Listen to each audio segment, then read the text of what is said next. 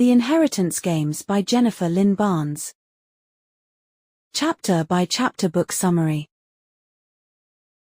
Chapter 1. Avery Kylie Grams is a clever high school student who has built her life around resilience and self-sufficiency. One day she reflects on her childhood memories with her mother, who created games to bring joy to their challenging circumstances. These games ranged from creative survival strategies like wearing puffy jackets indoors to avoid turning on the heat, to whimsical competitions like the marshmallow game. Avery's favorite was I Have a Secret, which she played with her mom until a tragic turn of events landed her mother in the hospital and eventually took her away. Now living a pragmatic life, Avery starts her day playing chess with Harry, a homeless man she regularly beats in their friendly matches, earning her the chance to treat him to breakfast.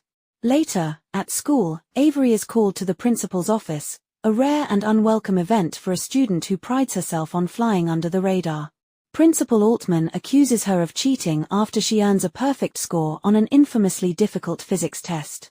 Despite her protests and explanation that she studied hard for the test, Altman remains skeptical, citing her background and past performance. Frustrated but composed, Avery demands to retake the test immediately, determined to prove her abilities and defend her integrity.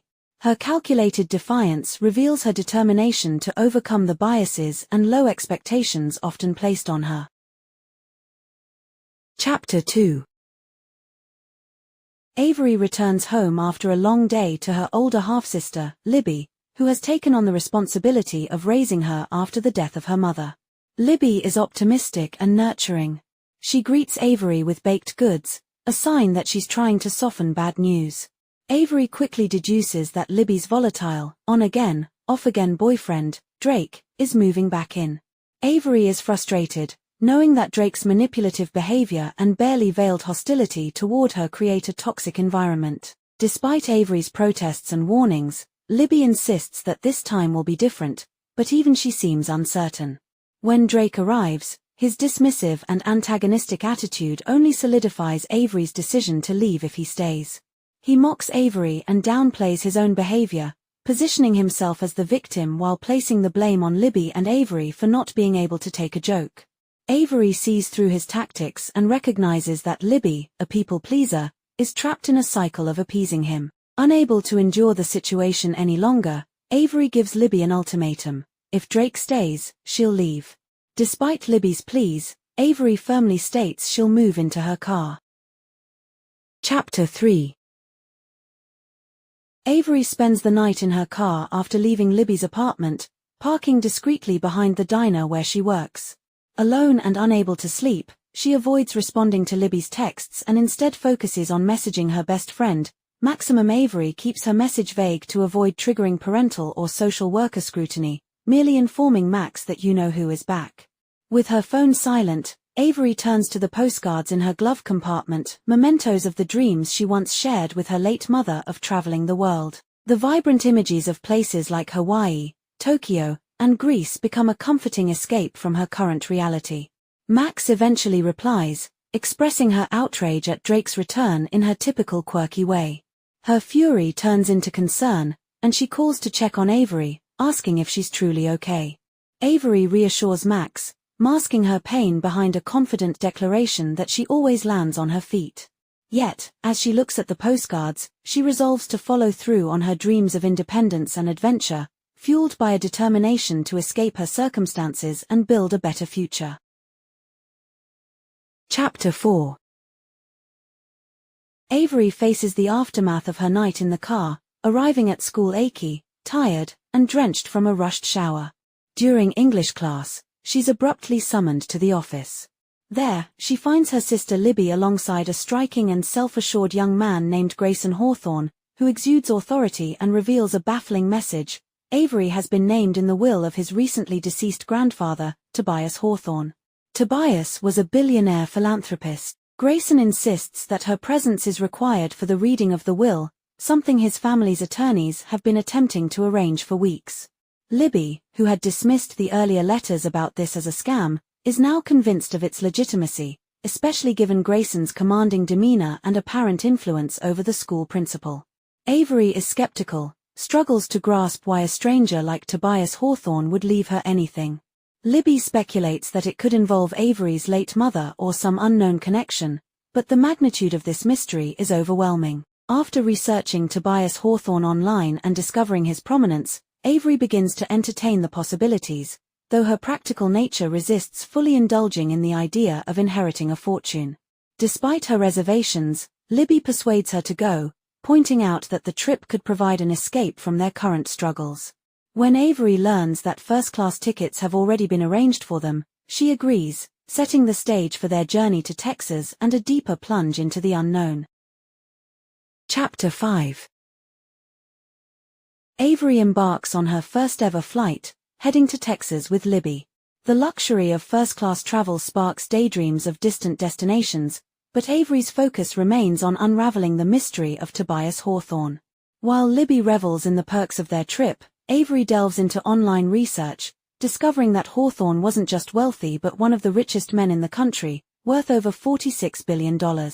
This revelation heightens the mystery surrounding why a stranger of such immense wealth included her in his will. Upon landing, they are met by Alisa Ortega, a composed and authoritative woman from the Hawthorne family's law firm. She efficiently ushers them toward their next destination, the enigmatic Hawthorne house. During their ride, Alisa offers only limited insights about Tobias Hawthorne and the will, emphasizing that all will be revealed at the reading. She describes the Hawthorne house, a mansion with over 30 bedrooms, which took decades to complete and reflects its late owner's grandeur. Avery senses that Tobias Hawthorne was a man who appreciated intuition and cleverness, leaving her to wonder if these traits played a role in his decision. Alisa's cryptic comments and personal connection to the Hawthorne family deepen the intrigue, leaving Avery increasingly curious and uneasy about her place in this unfolding drama. Chapter 6. Avery arrives at Hawthorne House, a castle-like mansion perched on a hill, exuding an air of mystery. Upon arrival, Alisa points out a beat-up motorcycle and identifies it as belonging to Nash, the eldest of the 4 Hawthorne grandsons. Inside the massive foyer, Avery is struck by the house's sheer scale and opulence, with its intricate wooden ceiling and stone arches. Grayson Hawthorne, impeccably dressed in a black suit, greets them with a mix of charm and arrogance, immediately sparring verbally with Alisa over his earlier interference in Avery's affairs. Grayson takes charge, showcasing the house's peculiarities, including a secret coat closet accessed by a complex series of panel manipulations. Their introduction to the family intensifies when a rumpled but charismatic young man emerges from the closet's depths. This is Xander Hawthorne, the youngest brother, who contrasts sharply with Grayson's formal demeanor.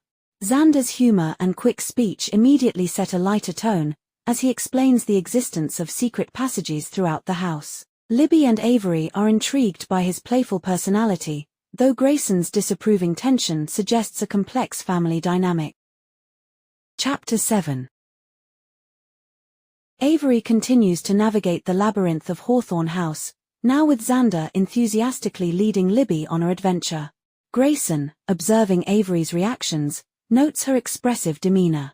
As they converse, Avery learns more about the Hawthorne family dynamics, for brothers with the same mother but different fathers, and senses the tension underlying Grayson's polished exterior. Their interaction is interrupted by the arrival of Skye, Grayson's flamboyant and exuberant mother, who immediately captivates and overwhelms Avery with her infectious energy and probing curiosity, including an impromptu discussion of astrology. The family's complexities deepen with the introduction of Zara, Grayson's aunt, whose sharp questioning of Avery's connection to Tobias Hawthorne adds to the tension. Skye's over-the-top remarks and playful digs at Grayson hint at an undercurrent of rivalry and expectations within the family. Avery senses the weight of the impending will reading and realizes that even the Hawthornes are in the dark about its contents. The chapter concludes with Skye, ever the center of attention, guiding them to the great room, leaving Avery feeling like a participant in an intricate game whose stakes she doesn't yet fully understand. Chapter 8. Avery enters the Hawthorne estate's great room, a space dominated by an enormous stone fireplace adorned with gargoyles. Grayson ushers Libby and Avery to their seats before joining the lawyers, Zara, and other Hawthorne family members at the front. Among the attendees, Avery notices Nash, the eldest Hawthorne brother, whose rugged appearance contrasts sharply with his polished surroundings. She also meets Nan, Tobias Hawthorne's elderly mother-in-law, who is frail but sharp-tongued. The room is steeped in grief and tension, a mix of mourning Tobias's loss and anticipation for the reading of his will. Feeling overwhelmed by the atmosphere, Avery steps outside for air, brushing off an uncomfortable encounter with Zara's controlling husband. Outside, Avery encounters Jameson Hawthorne, perched precariously on a balcony railing and clearly intoxicated.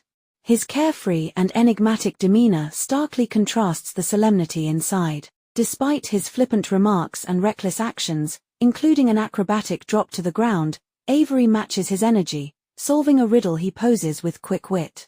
The exchange is charged, revealing Jameson's charm and volatility while hinting at an unspoken burden he carries. As he brushes past her, Avery is left grappling with the magnetism of the Hawthorne family dynamics at play.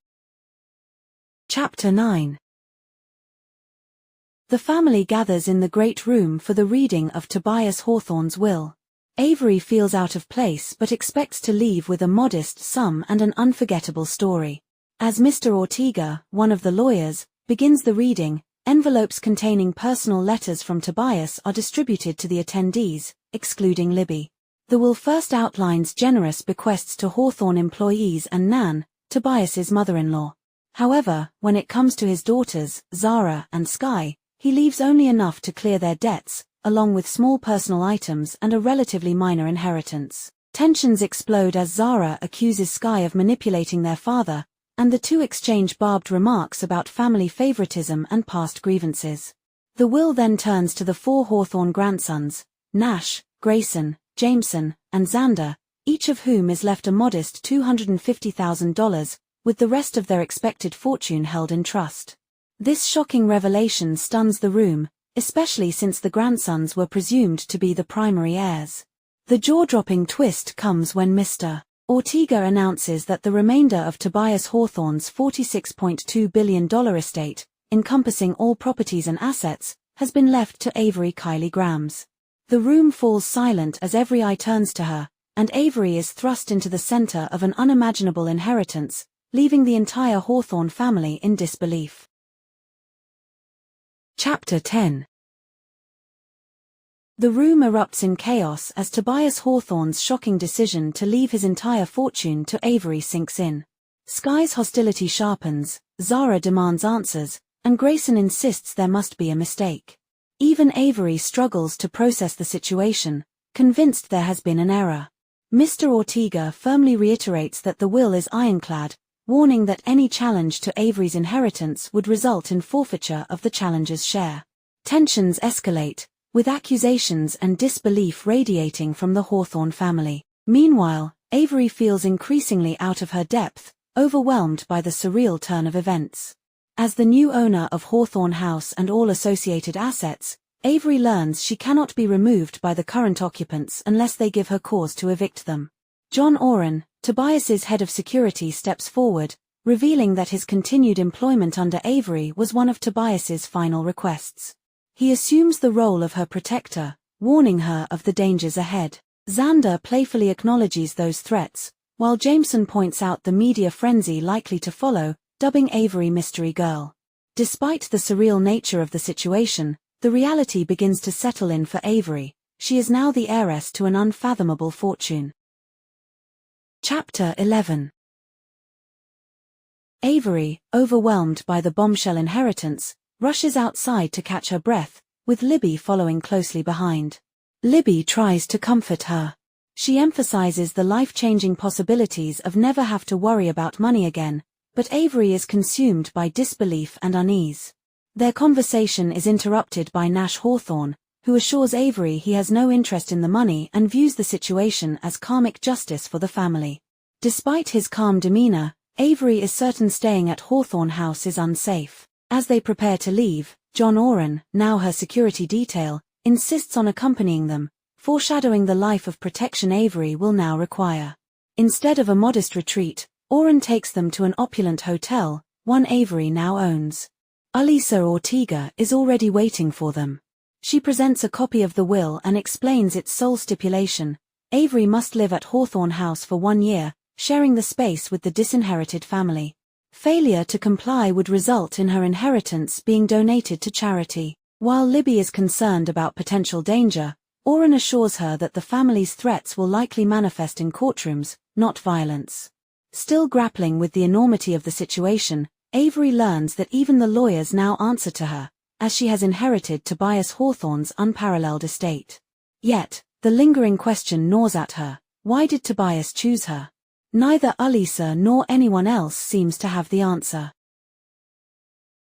Chapter 12. Avery sits alone in her luxurious hotel suite, grappling with the reality of her situation. On a late-night call with her best friend, Max, they speculate wildly about why Tobias Hawthorne chose her as his heir.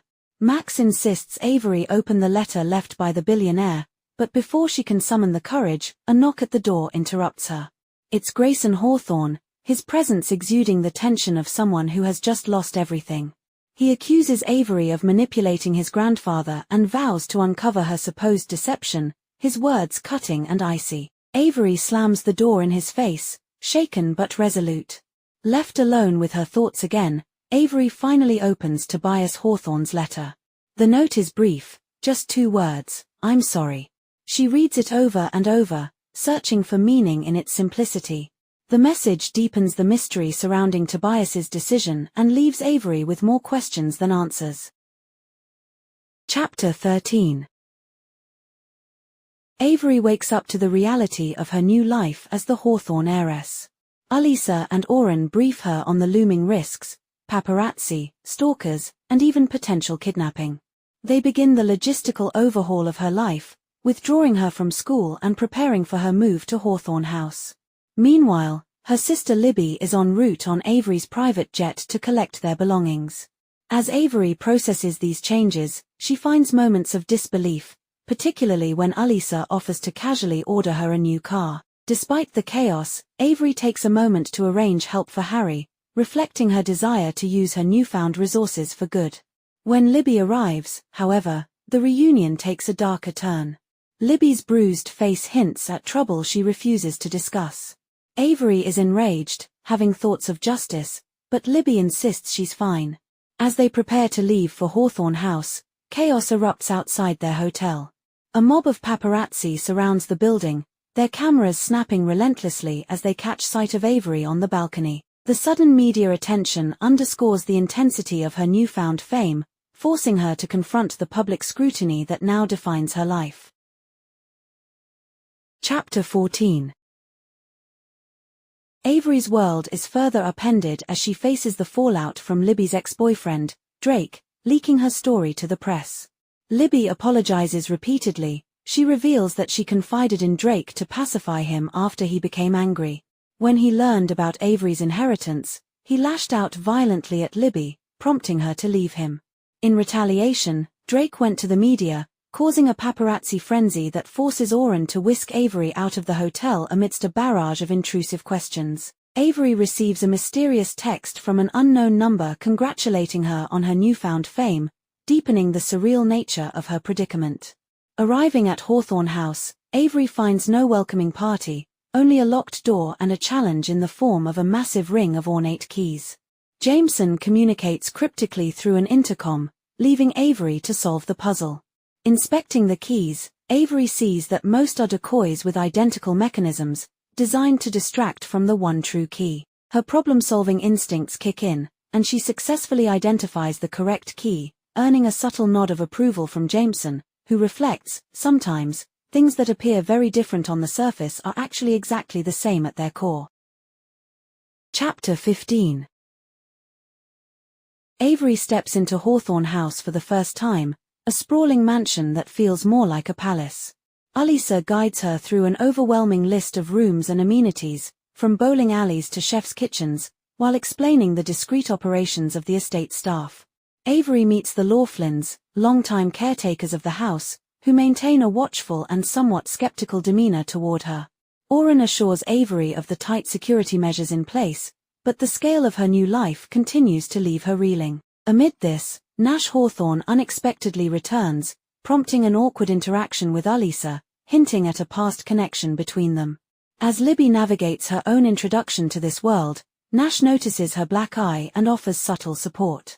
Oren arranges Libby's security detail, leaving Avery momentarily alone with Nash, who takes a keen interest in her protectiveness over her sister. Their conversation is cut short by a series of crashes and thuds elsewhere in the house.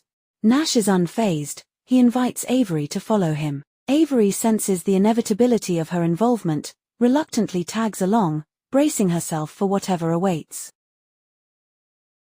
Chapter 16. Avery follows Nash down a grand hallway to a breathtaking circular library. Inside, tensions simmer among the Grayson and Jameson. They exchange sharp remarks while Nash steps in to physically intervene if needed. Xander's energetic arrival adds a chaotic levity as he enthusiastically wrestles with Nash. Throughout, Avery feels like an outsider witnessing an impenetrable bond among the brothers, each interaction reminding her of her precarious position in their world. When the conversation turns to the keys Avery solved earlier, the tension escalates. Grayson is livid that Jameson gave her more than was required, hinting at an unspoken tradition or test.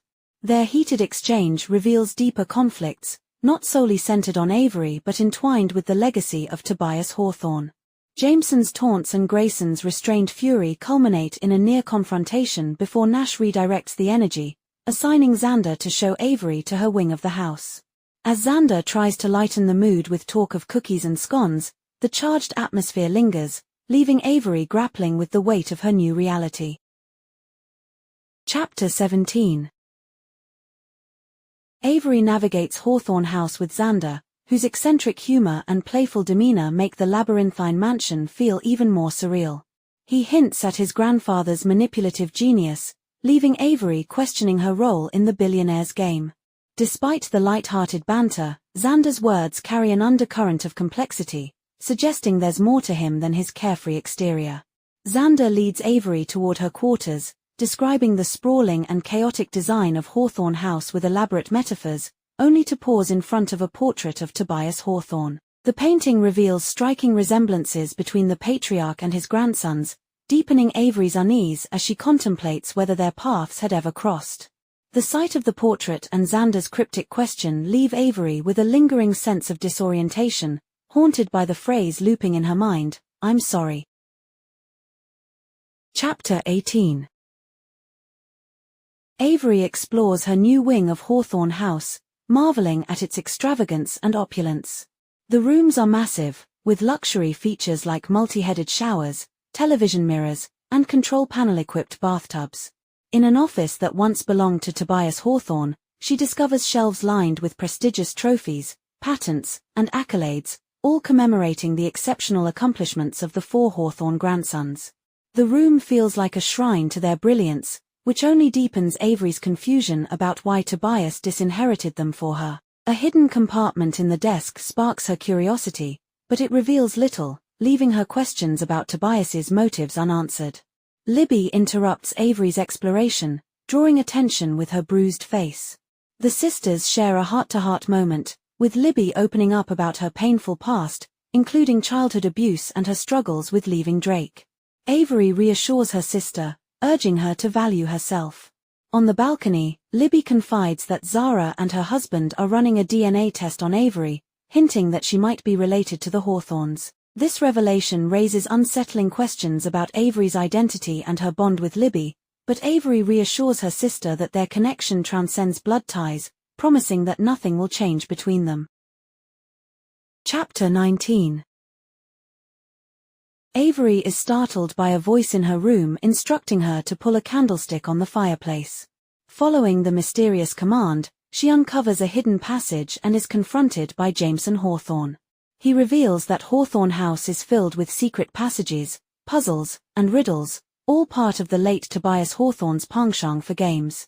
Jameson insinuates that Avery herself is the ultimate riddle left behind by his grandfather, chosen for reasons none of them understand. His intense fascination with solving this mystery brings him close to Avery, both physically and emotionally, as he flirts and challenges her to embrace the game Tobias has left for them. Despite her initial frustration and distrust, Avery can't deny her own curiosity about why Tobias chose her. She resists Jameson's charm and insists he leave through the normal door, but he leaves her with an envelope, cryptically insisting that her inheritance is tied to a puzzle worth solving. As the passage closes behind him, Jameson's parting words linger: "The fortune is hers, but all the Hawthorne heirs have left is her." Avery is left grappling with the unsettling realization that she is now the centerpiece of a game none of them fully understand. Chapter 20. Avery grapples with the unsettling reality of life in Hawthorne House. After Jameson's dramatic exit, she examines the envelope he left behind, discovering it contains his cryptic letter from Tobias Hawthorne. Its manic and fragmented phrases only deepen the mystery surrounding Tobias's intentions, compelling Avery to consider Jameson's assertion that the letters contain clues. Her thoughts are interrupted by a harsh dose of reality when she powers on her old phone and is flooded with hundreds of missed calls and messages from acquaintances and strangers alike. Social media and email reveal an overwhelming public fascination with her sudden fortune, leaving her shaken and unprepared for the attention. The chaos of her new reality continues as Alisa arrives with breakfast and updates. Avery learns about the Hawthorne staff's fierce loyalty, particularly to Nash, who often brings lost souls into the household. Alisa's professionalism falters momentarily when Avery discovers her past engagement to Nash, but they quickly refocus. Alisa informs Avery of her enrollment at the prestigious Heights Country Day, a school attended by Xander and Jameson, where she'll face scrutiny as the outsider heiress. As Alisa disposes of her old phone and advises her on managing her new status, Avery reflects on the pervasive allure of power. Tobias Hawthorne's words, "Power corrupts. Absolute power corrupts absolutely," echo ominously. Chapter 21. Avery and Jameson share a tense yet revealing car ride to Heights Country Day School. Jameson immediately confronts Avery about reading his letter, and she retaliates by handing him hers, initiating an intense exchange of insights and interpretations. Avery analyzes Jameson's letter, piecing together its cryptic proverbs about power, wealth, and morality. Their dialogue becomes a test of wit and understanding, with Jameson encouraging Avery to uncover deeper meanings and hidden messages. Despite the unsettling intensity of their interaction, Avery begins to grasp the intricacies of Tobias Hawthorne's intentions and the subtle connections between their letters. As they arrive at the prestigious school, Avery is struck by the stark contrast between her past and her present. Oren emphasizes her safety, reminding her not to leave the campus under any circumstances. While Jameson exudes confidence, Avery battles feelings of inadequacy, fearing she won't belong among the wealthy elite. Before parting ways, Jameson warns her against being seen with him, reinforcing the game-like dynamic of their relationship. Avery is left contemplating her role as the heiress in a world that feels both alluring and perilous. Chapter 22. At the Heights Country Day School, Avery feels out of place in the world of wealthy students. Oren reassures her that it's just a school, but the stares and subtle whispers from her peers make it clear she's far from ordinary in their eyes. As she navigates the grand campus, a girl named Thea approaches her, offering to guide her to the headmaster's office. Thea's charisma and sharp observations hint at deeper motives as she explains the nuances of the school and casually references Avery's newfound wealth. Avery, determined to hold her ground, rebuffs Thea's subtle dominance, but the girl's parting remark about the Hawthornes being a twisted, broken mess lingers ominously. When they reach the headmaster's office, 4 bleeding, grinning boys, including Xander, emerge, fresh from a robot battle deathmatch. The interaction between Xander and Thea brims with underlying tension. Xander subtly warns Avery not to trust Thea. He reveals Thea's connection to Zara, who is reportedly looking for ways to contest the will. Chapter 23. Avery meets with Dr. McGowan, who enthusiastically introduces her to the opportunities available at Heights Country Day. From American Studies and Philosophy of Mindfulness to a course called Making Meaning that explores the arts and civic engagement, the headmaster seems intent on aligning Avery's curriculum with her new connection to the Hawthorne Foundation. Avery, still reeling from the drastic changes in her life, struggles to reconcile the practical, calculated path she'd once envisioned for her future with the overwhelming resources and possibilities now at her disposal. When asked about her passions, Avery unexpectedly opens up about her longing to travel and experience the world. Dr. Mac's probing questions about what draws her to far-off places ignite a powerful emotional response. The headmaster reassures her that, despite current limitations, opportunities like study abroad could be possible later. For the first time, Avery begins to glimpse a future shaped not just by survival and pragmatism but by wonder and ambition. Chapter 24. Avery adjusts to the freedoms and luxuries of Heights Country Day, where modular scheduling grants her time to explore the campus freely. She takes a call from Max, eager to share her experiences and the surreal nature of her new life. Their conversation is light-hearted but also reveals the media frenzy surrounding Avery's inheritance, as reporters even approach Max's family. Despite the chaos, Max's humor and friendship offer Avery a brief respite from the overwhelming changes. Their conversation highlights Avery's growing realization of just how much her life has shifted, from bodyguards to lavish surroundings and complicated relationships. Later, Avery encounters Thea again in the cafeteria, who begins a calculated conversation about the Hawthorne brothers' allure and their enigmatic influence on everyone around them. The girls at Thea's table hint at a mystique surrounding the brothers that borders on idolization but also carries a foreboding edge. Thea ends the encounter with a chilling statement, warning Avery about the dangers of getting involved with the Hawthornes by mentioning the mysterious death of the last girl entangled in their world. This revelation leaves Avery unsettled, casting a shadow over the glamour and intrigue of her new circumstances. Chapter 25. Avery wrestles with Thea's ominous warning about the mysterious death of a girl who had been closely tied to the Hawthorne brothers. Her thoughts are interrupted by Xander, who suddenly appears with a mechanical dragon. His carefree, quirky demeanor clashes with the unease simmering in Avery's mind, and she struggles to read his intentions. Xander jokes, deflects, and indirectly acknowledges Thea's meddling, but his comments about family dynamics and his childhood interactions with Tobias Hawthorne hint at deeper layers beneath his light-hearted facade. He shares an intriguing detail: his grandfather had no middle name, a fact that adds another wrinkle to the puzzle Avery is piecing together. Xander leads Avery to the school's archive, a safe haven where she can escape prying eyes and overbearing interactions.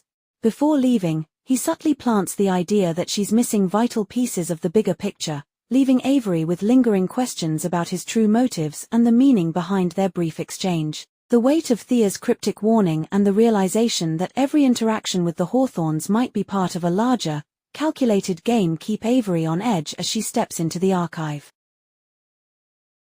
Chapter 26. Avery explores the archive, a grand and quiet space filled with books and scholarly tools, offering her a moment of solitude to delve deeper into the mystery surrounding Tobias Hawthorne's letters. Using the high-tech setup, she examines the signatures on her letter and Jameson's, discovering peculiar details in the handwriting. The space between the letters in Tattersall suggests the name might intentionally signify Tattersall, hinting at the chaos Tobias left behind.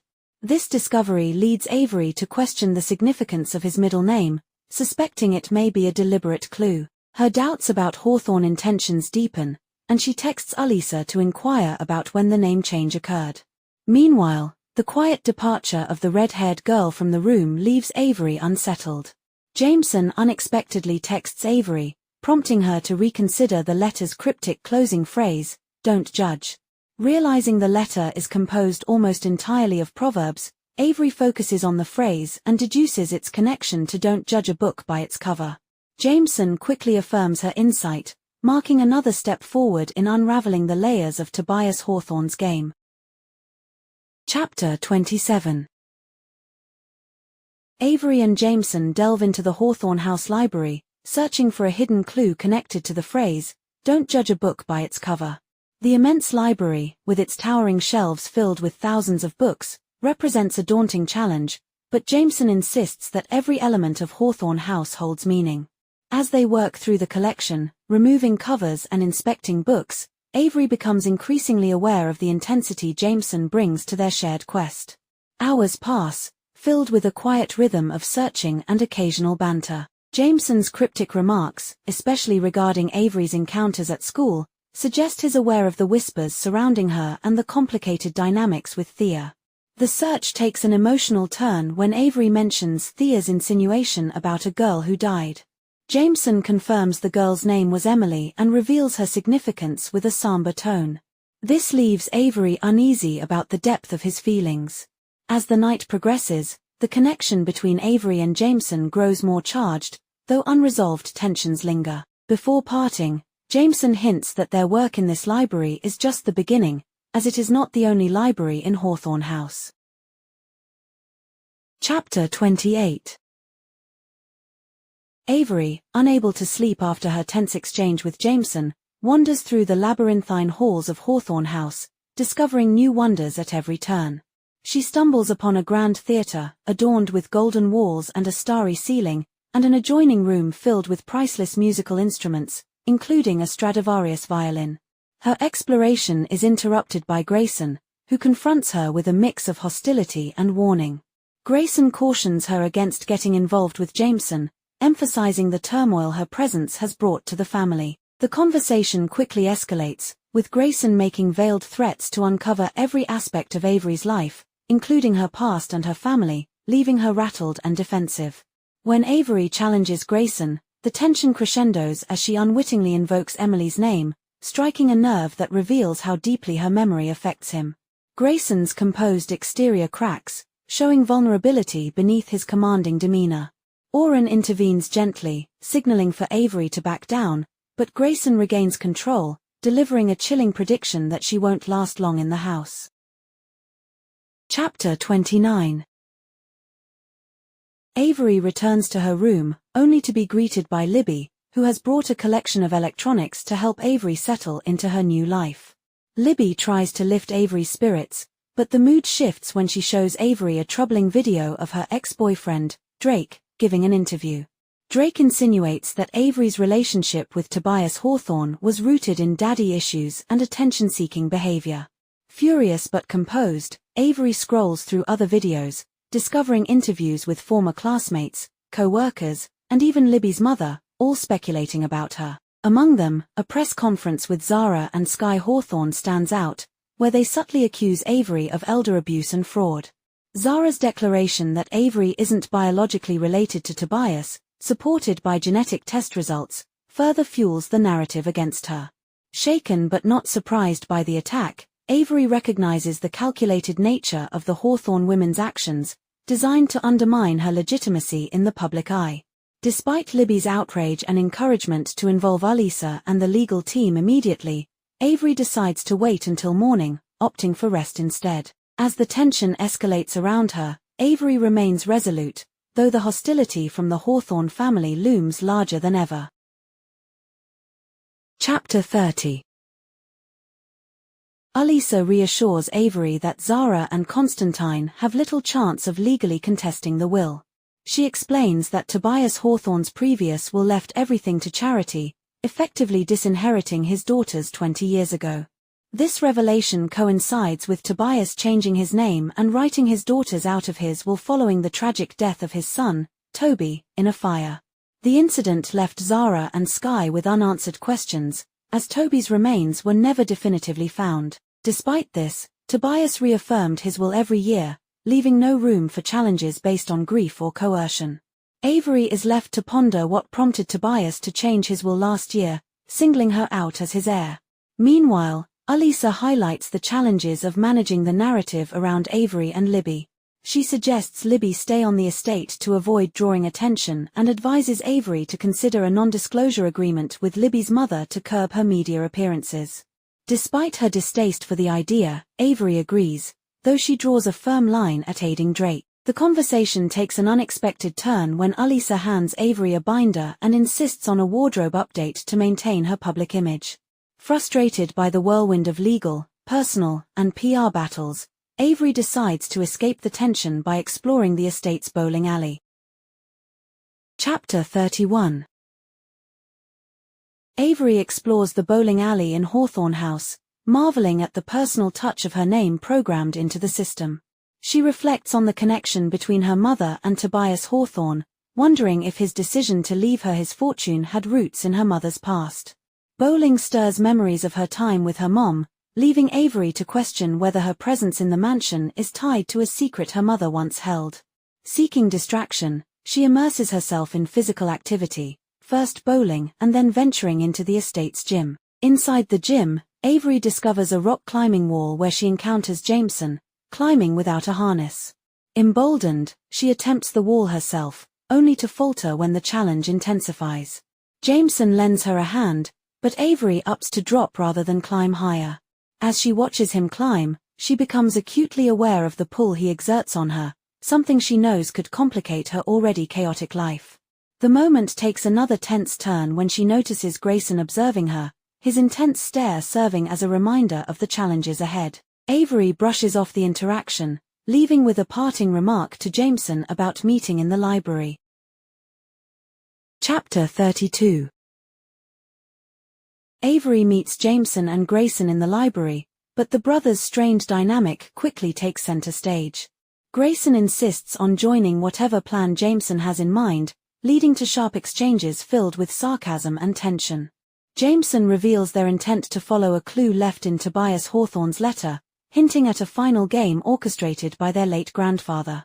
Grayson remains skeptical, questioning Jameson's faith in the old man's intentions and suggesting that Tobias's state of mind might be used to contest the will. Avery, caught between their clashing personalities, divulges that Tobias disinherited the Hawthorne family decades ago after their uncle's death, a revelation that stirs unease in both brothers. The conversation becomes a battle of wills, with Grayson determined to uncover Jameson's plans and Jameson refusing to give anything away. Avery feels out of place yet oddly empowered, decides to allow Grayson to stay despite the palpable tension. Jameson turns the decision into a game, smirking as he declares the choice hers. The brothers' rivalry underscores the unresolved emotions surrounding their grandfather's actions. Chapter 33. Avery finds herself navigating the complex dynamics between Grayson and Jameson as the three search for clues in the library. Grayson's stoicism and Jameson's reckless charm create a charged atmosphere. Grayson subtly warns Avery about Jameson's need for the thrill of the game, attributing it to grief, while also making it clear that he views her as a potential threat to the Hawthorne family. Amid this tension, Jameson discovers a book, Sail Away, with a hidden first edition of Faust inside. The discovery of a translucent red acetate square taped to the book's cover sets off a flurry of speculation and adrenaline. Using the acetate as a potential key, they uncover circled words in the book that spell out a fragmented phrase, where there is way. Piecing the words together leads them to the proverb where there's a will, there's a way. Jameson's excitement suggests the acetate might reveal hidden messages, but not in the book itself. Instead, Avery theorized that the acetate might be used on a copy of Tobias Hawthorne's will written in red ink. Chapter 34. Avery negotiates with Alisa for a chance to view Tobias Hawthorne's mysterious red will. Before granting her access, Alisa arranges a complete makeover for Avery, enlisting a stylist team who turn her room into a fashion tornado. While the stylists critique and refine Avery's wardrobe, hair, and overall appearance, Libby reveals her own surprising makeover, bribed by an impressive collection of boots and jewelry. Despite Avery's initial reluctance, the stylists emphasize the importance of crafting her image to tell a deliberate story, leading her to reluctantly select a preppy with an edge look that feels both authentic and fitting for her new world.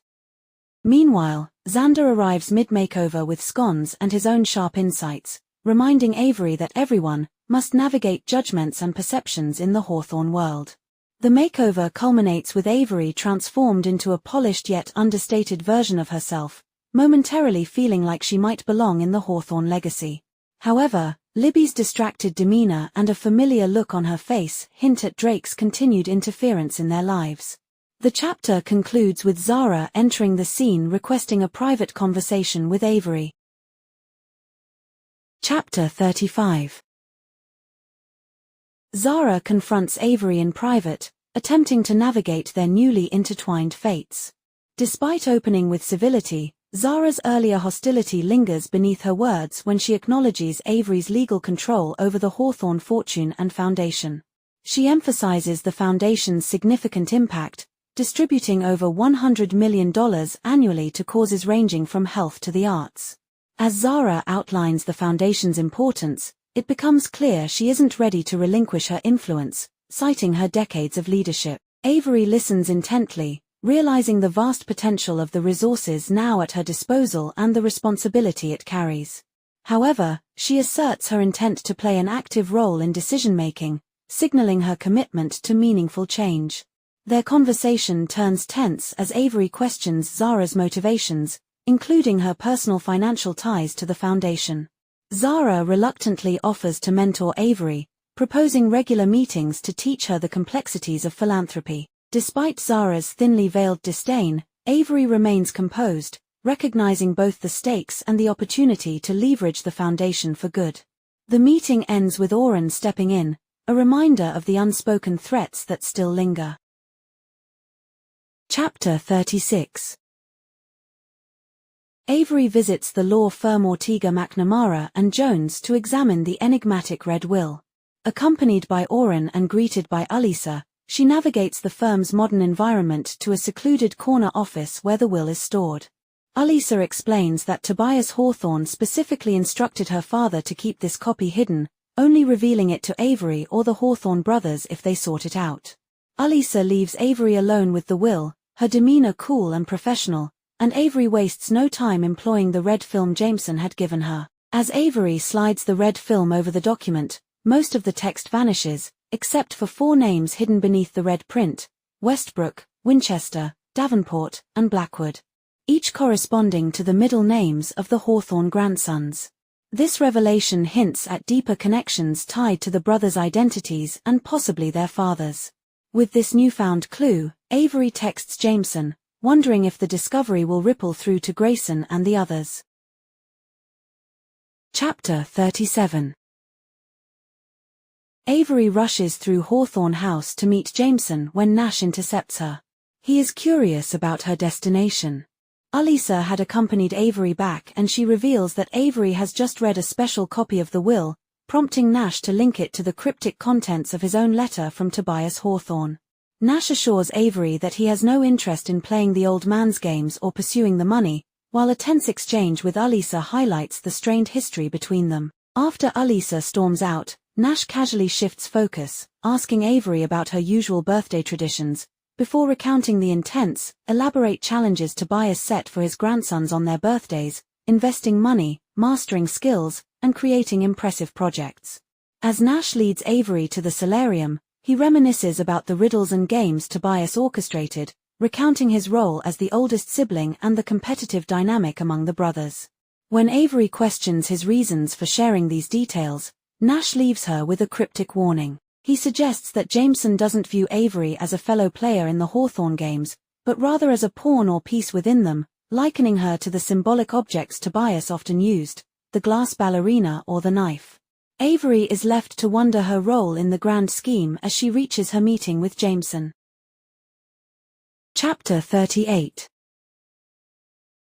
Avery meets Jameson in the solarium, a dazzling glass-walled room where he stands, shirtless and clearly intoxicated, contemplating the mystery of the Hawthorne brothers' middle names.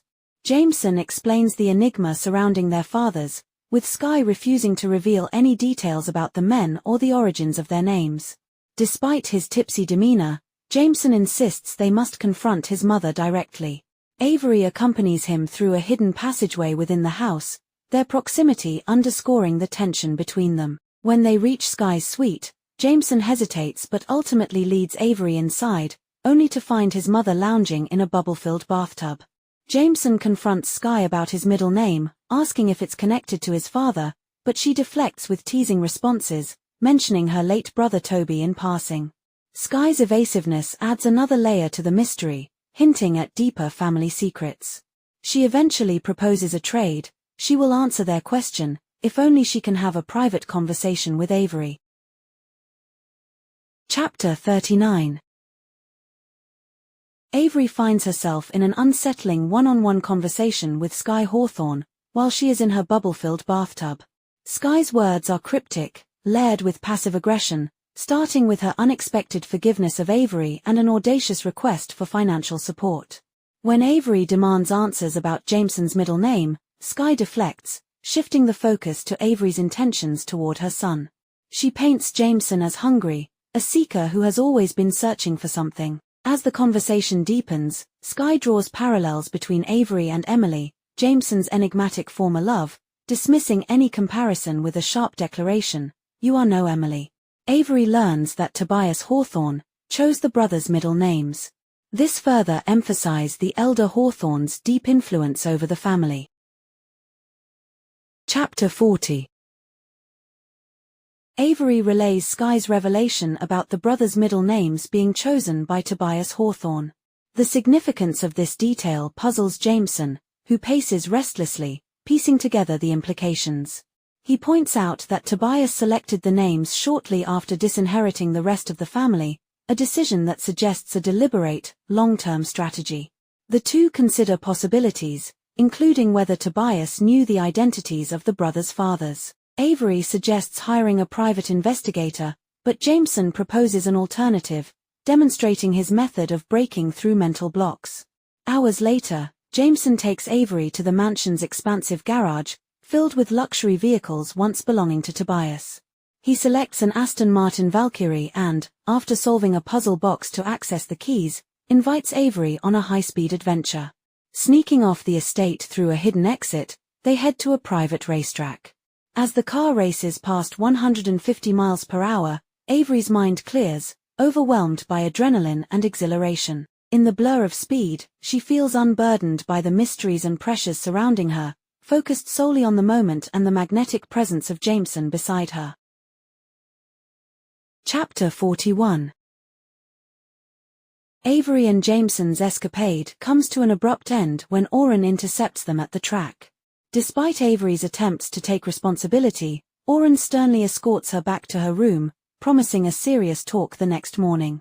Restless and haunted by questions, Avery struggles to sleep, plagued by thoughts of the Hawthorne brothers' mysterious middle names and the ever-looming presence of Emily. Her uneasy dreams are interrupted by an early call from Max, who reveals that paparazzi photos of Avery and Jameson have already spread. Max's teasing about a potential romance forces Avery to confront her feelings and the complications Jameson's past with Emily brings.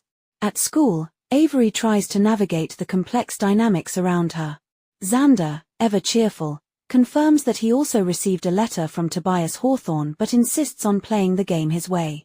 In physics class, Avery avoids Thea and sits next to a quiet red-haired girl named Rebecca Laughlin, who is revealed to be the granddaughter of Hawthorne house staff. As the two work together, Rebecca's reserved demeanor piques Avery's curiosity, especially when a photo on Rebecca's tablet shows her with Emily, confirming their connection.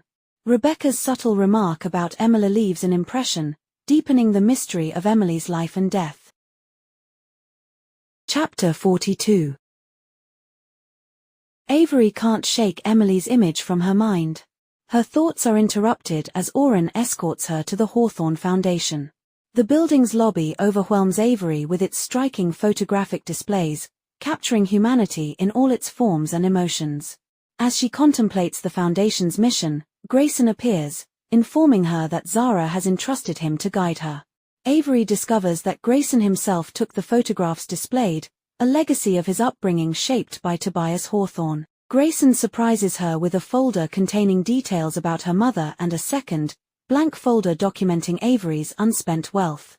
Though antagonistic at first, Grayson begins to show a softer side, revealing his dedication to the Foundation and his frustration over being passed over by his grandfather. Grayson introduces Avery to the weight of her new responsibilities, emphasizing the global scale of her influence through strategic philanthropy. Their conversation dives into cost-benefit analyses and data-driven approaches to charitable giving, exposing a surprising intellectual connection between them. As Avery wrestles with the enormity of her newfound power, she explores the room's maps, eventually stopping at a hand-drawn one of the Hawthorne estate. The names Blackwood and Westbrook spark an epiphany, linking them to the cryptic puzzle surrounding Tobias Hawthorne's will. Before she can fully process her realization, Grayson gently interrupts, bringing unsettling news. Nash has called, and it's about her sister. Chapter 43. Avery confronts a brewing storm as Drake resurfaces. This time he is at the gates of Hawthorne House, flanked by police and surrounded by paparazzi. Avery is furious as she calls Alisa. She insists she's handled the situation by securing restraining orders, but Drake's presence proves otherwise. Oren drives Avery and Grayson back to the estate while cautioning her against escalating the situation. Grayson reassures Avery that Nash is protecting Libby, but Avery's mind races with fears of Drake manipulating her sister emotionally. As the car approaches the gates, Avery realizes Drake has likely tipped off the press to maximize the spectacle. Despite Oren's protests, Avery is determined to shift the narrative, so she exits the car. Channeling confidence, she strides toward the gathered reporters, diverting their attention from Drake to herself. The cameras and questions focus on her as she announces that she knows the truth behind Tobias Hawthorne's decision to leave her his fortune, with bold fabrication. Her declaration electrifies the crowd, ensuring the story stays with her rather than Drake. Her maneuver is risky and impulsive, but it establishes her dominance in the media's eye, leaving Drake overshadowed and sidelined. Chapter 44. Inside Hawthorne House, the weight of Avery's impromptu press conference sinks in. She's lied to the media, claiming to know Tobias Hawthorne's motives for naming her his heir. That was a bold move that shifted the narrative, but left her grappling with the consequences. Knowing Alisa will be furious, Avery focuses on the immediate concern, Libby. She finds her sister in the kitchen, lost in a whirlwind of baking. Hundreds of cupcakes surround her as she furiously decorates, avoiding eye contact and the incessant buzzing of her phone. Nash leans casually against the fridge, subtly grounding the situation. Avery assures Libby that Drake is gone, hoping to calm her sister, but Libby's frustration surfaces. Despite her frazzled appearance, she insists she's not fragile and rejects any suggestion that she needs saving. Nash is calm, diffuses the tension, teasingly suggesting the next cupcake flavor. Libby snaps at him but decides on salted caramel, her choice, her control. Though the moment is small, it marks a shift. Libby's resilience is returning, and the support around her, though imperfect, is steady. Chapter 45. That night, the consequences of Avery's bold press conference come crashing down. Alisa calls, unleashing her fury over the stunt that pulled Avery into the headlines. Avery checks the media frenzy when she is alone. Her claim of knowing Tobias Hawthorne's motives dominates every major news outlet. The photos show her exuding confidence and power, qualities she doesn't feel. She gets distracted, recalls Emily Laughlin's last name and searches for answers about the mysterious girl tied to the Hawthorne brothers. An obituary is all she finds, no scandals, no suspicious circumstances. But Emily's picture reveals details Avery hadn't noticed before: her layered hair, heart-shaped upper lip, and scattering of freckles. Avery barely has time to process when a noise pulls her attention. Jameson appears through a hidden passage rather than a door. Jameson teases her about the press conference, admitting he has a weakness for reckless decisions. His midnight visit carries an undercurrent of intention, his proximity sparking tension Avery tries to resist. They shift to discussing the puzzle, where both reveal breakthroughs about the Hawthorne brothers' middle names. Blackwood and Westbrook are more than names, they're places.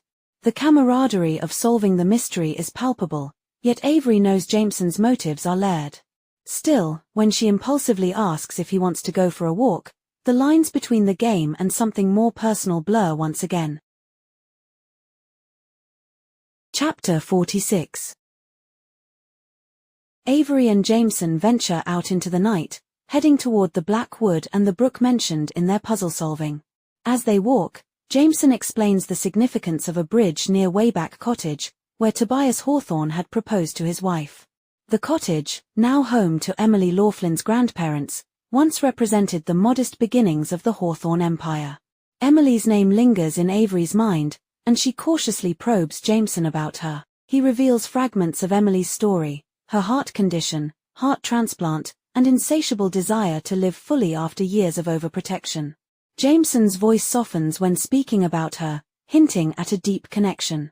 Avery, still piecing together the puzzle of Emily's life and death, asks the question she can't suppress. What happened to her? Jameson's response is both vague and haunting. Grayson happened to her. Their conversation takes a darker turn as Jameson proposes a game, one truth and two lies about his life. His statements are cryptic and unsettling, that he knew the contents of Tobias Hawthorne's will, that he orchestrated Grayson fetching Avery, and that he witnessed Emily's death. The tension between them is palpable as they reach the top of a hill, where the bridge comes into view. Chapter 47. Avery and Jameson arrive at the bridge, its handmade railings and rustic charm reflecting Tobias Hawthorne's meticulousness. As Jameson resumes his role as the charismatic and enigmatic guide, he deflects questions about Emily's death, instead focusing on their shared task, uncovering what might be hidden in or beneath the bridge. Avery matches his determination, inspecting the railings and balusters with her flashlight, while Jameson methodically searches his side.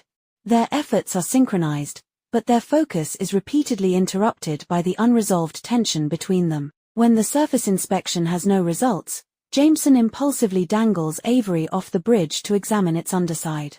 She observes that the bridge's lower layer of boards matches the top, leaving no immediate clues. Back on solid ground, Avery notices an unusual creak beneath their feet. Together, they discover a single movable board locked by hidden latches. They release it and a carved symbol on the underside of the board reveals. While Jameson interprets it as infinity, Avery offers a simpler explanation, the number 8. Chapter 48.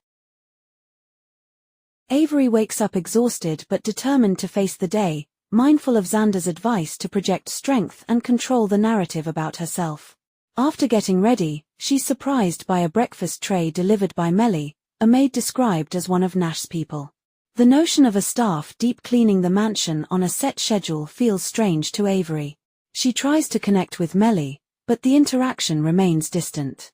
This reminds her how little she knows about the people who work in this house. Seeking some grounding, Avery heads to Libby's room to share her unease but is met with an even more unsettling sight, Nash Hawthorne asleep in a chair inside. When Nash notices her, he joins Avery in the hallway, casually explaining that he's been staying close to Libby because she's going through something. His dismissive tone about Libby's struggles irks Avery, especially given her efforts to protect her sister from Drake the previous day.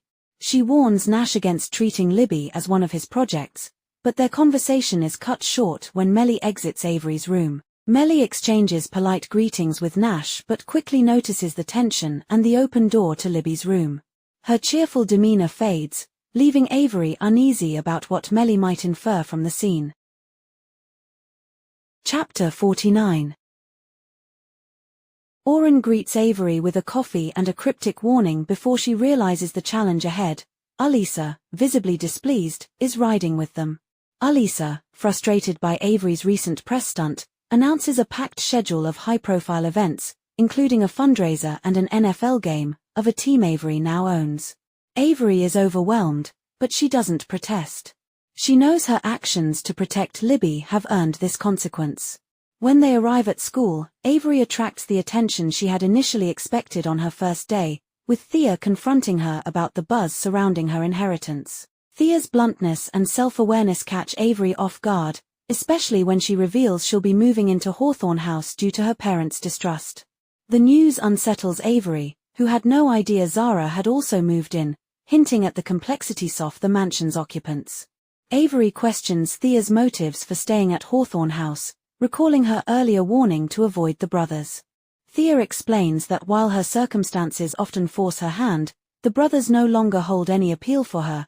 Emily's tragic fate has left her immune to their allure. Her declaration casts a shadow over the Hawthorne's charm and underscores the lasting impact of Emily's story.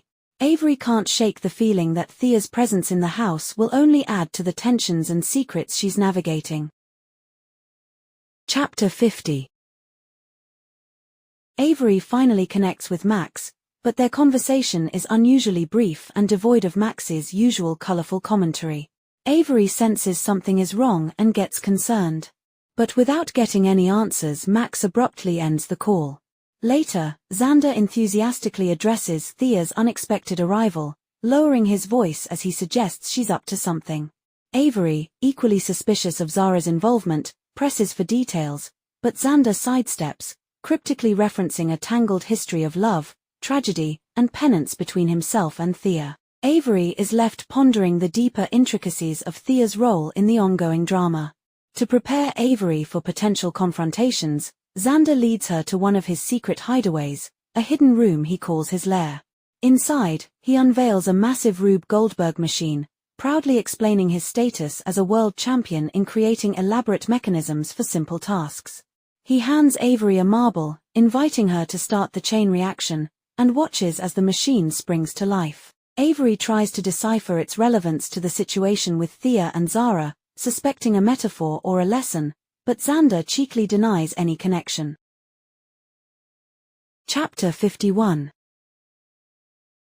Dinner at Hawthorne House was an event in itself, with the massive banquet table set for 11 and Mrs. Laughlin going all out to welcome Thea. Avery couldn't ignore the favoritism but pushed the thought aside as the room filled with conversation. Thea's pointed remarks about sports and her fiery exchange with Xander revealed both her sharp wit and the intricate dynamics among the Hawthorns. Sky's drunken toast to Avery, followed by Thea's deliberate invocation of Emily's memory, caused an explosive reaction. Jameson abruptly left the table, his emotions clearly stirred, while Grayson's grip on his glass betrayed his own inner turmoil. Avery, suspecting Jameson had gone to the Black Wood, prepared to follow him but was intercepted by Grayson in the foyer. Their conversation revealed that Grayson had witnessed her and Jameson's moment on the bridge and had pursued the same clue they'd found. Grayson warned her to stay away from the game, from Jameson, and even from himself, his words tinged with a raw vulnerability. As he walked away, his final statement left a chilling impression. The Hawthorns, he said, destroy everything they touch. Chapter 52. Avery ventured into the Black Wood and found Jameson standing motionless, overcome by his emotions after Thea's provocation at dinner. His frustration erupted as he punched a tree until his hands were raw, but when Avery joined him, he masked his pain with humor.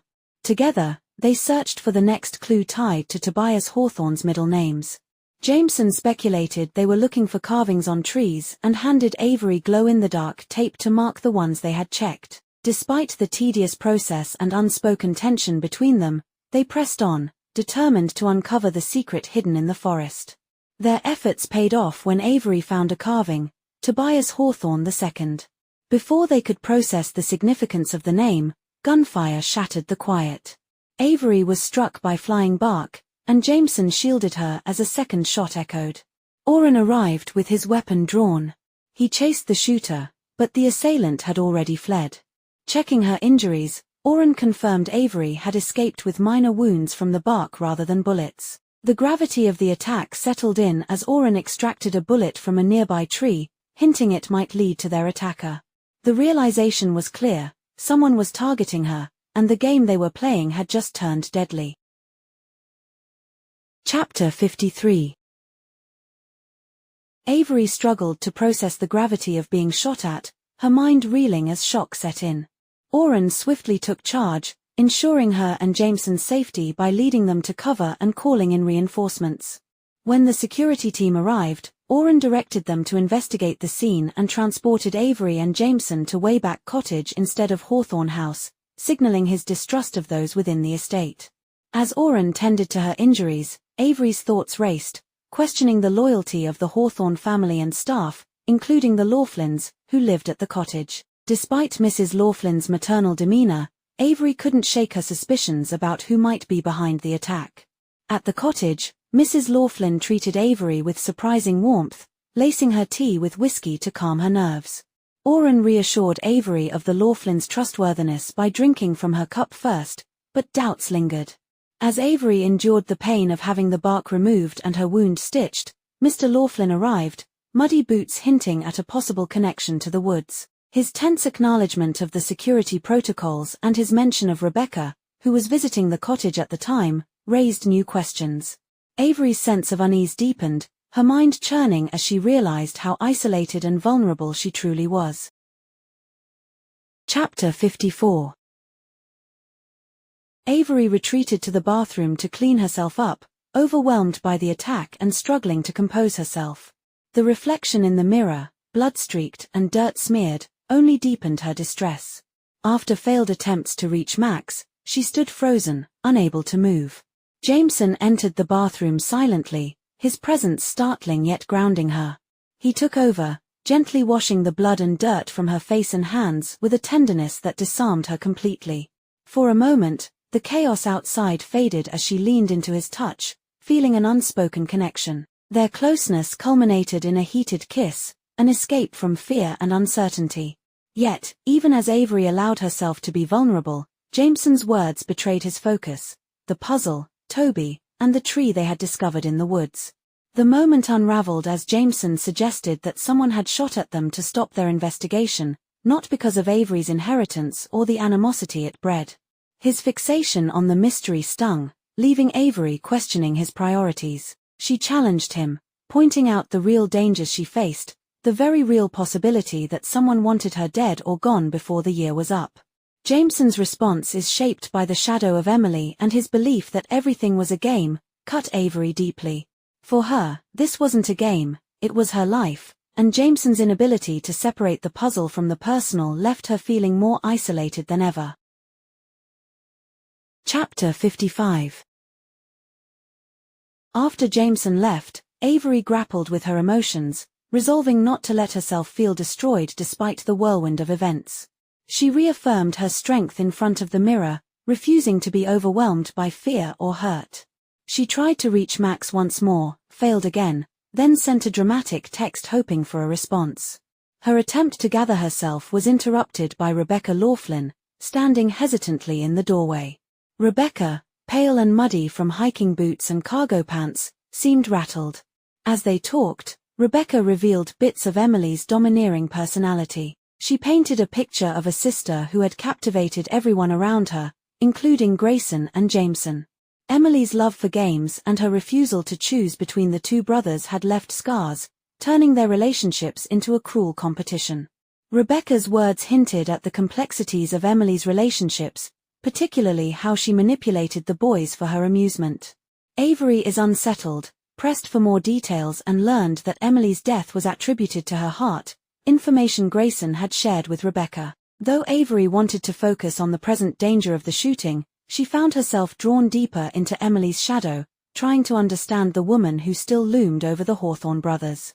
By the time Rebecca left, Avery realized she hadn't received the warning Rebecca had initially intended to deliver, leaving her with more questions than answers.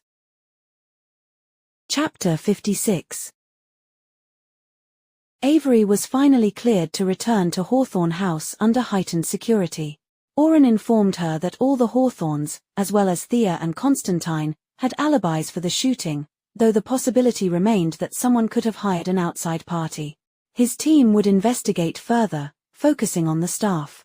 When Melly's name surfaced among those present on the estate, Avery shared the tension between Melly and Nash with Orrin, unsure how it might factor in. Upon returning to the estate, Alisa met them at the gates, but Avery's frustration boiled over as she confronted her lawyer and bodyguard for underestimating the danger she faced.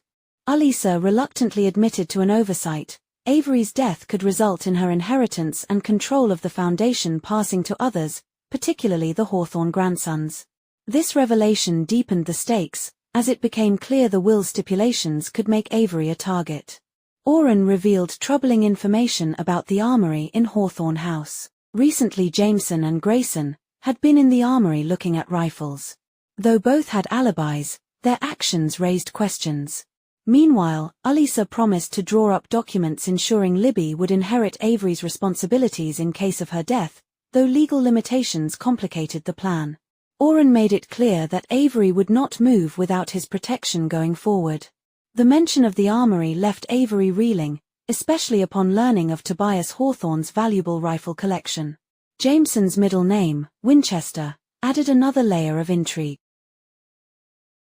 Chapter 57. Avery convinced Orrin to take her to the armory in the middle of the night. Following him through a maze of hallways, she couldn't shake the unsettling realization of how easily someone could hide in Hawthorne House. Oren led her to a concealed door hidden behind a gold-framed mirror, which opened to reveal a reinforced steel entrance secured by facial recognition.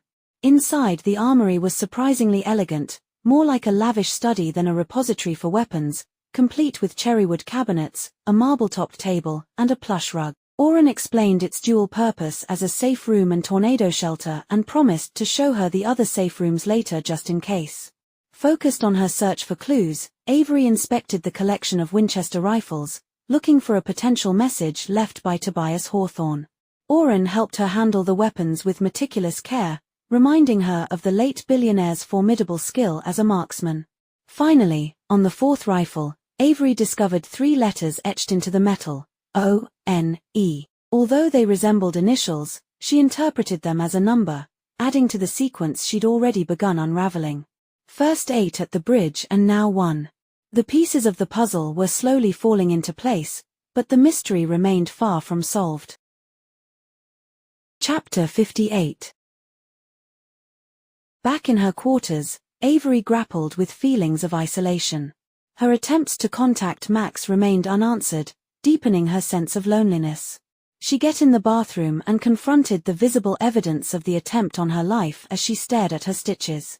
Someone close to her wanted her dead. Her thoughts drifted to the Hawthorne brothers, especially Grayson, whose warnings and complicated history loomed large. Desperate to scrub away the emotional and physical weight of the night, Avery got in the shower. Her despair was interrupted by Max's call, a flood of relief washing over her as they talked. But Max's frustration emerged. Her life had been upended by Avery's newfound fortune, including a betrayal by her ex-boyfriend. Despite their tension, Max's unwavering support shone through, urging Avery to prioritize her safety. As Avery tried to sleep, an unsettling sound came from the secret passageway in her room. She alerted Oren and he secured the entrance. He insisted she should spend the night in Libby's room. Seeking solace, Avery climbed into bed with her sister, cherishing the comfort of Libby's presence. In her dreams, she was transported back to a joyful memory with her mother, building sugar packet castles and hearing her mom's warm laughter. Awakening to an empty bed, Avery's focus shifted to Libby's phone, left behind with numerous unread texts from Drake. The final 3 messages, filled with manipulative declarations of love, hinted at a troubling undercurrent in Libby's life. Chapter 59. Oren updated Avery about the discreet police investigation into the shooting, advising her to act as if nothing had happened to avoid alerting the Hawthorne family. Avery is concerned for her sister and Oren assured she was safe and currently at breakfast. Dressing to conceal her injuries, Avery headed downstairs, where the Hawthorne family's presence felt like a gauntlet of potential suspects. Zara and Constantine ignored her, Nan issued imperious demands, and Xander tried to lighten the mood. Thea, however, latched onto Avery, dropping hints about Jameson and Rebecca while subtly asserting her role as an informant. Avery's paranoia deepened. When Nan commanded Avery to serve her, the pain of her injury revealed itself. This brought attention to her. Xander intervened to help, and Grayson noticed her discomfort immediately. His intense focus unsettled her as he requested a private word in the hall. Avery's attempts to maintain composure faltered under the scrutiny. Chapter 60. Avery followed Grayson into the hall, shadowed by Oren. She wanted answers and clarity, especially after suspecting Grayson might have been involved in the shooting.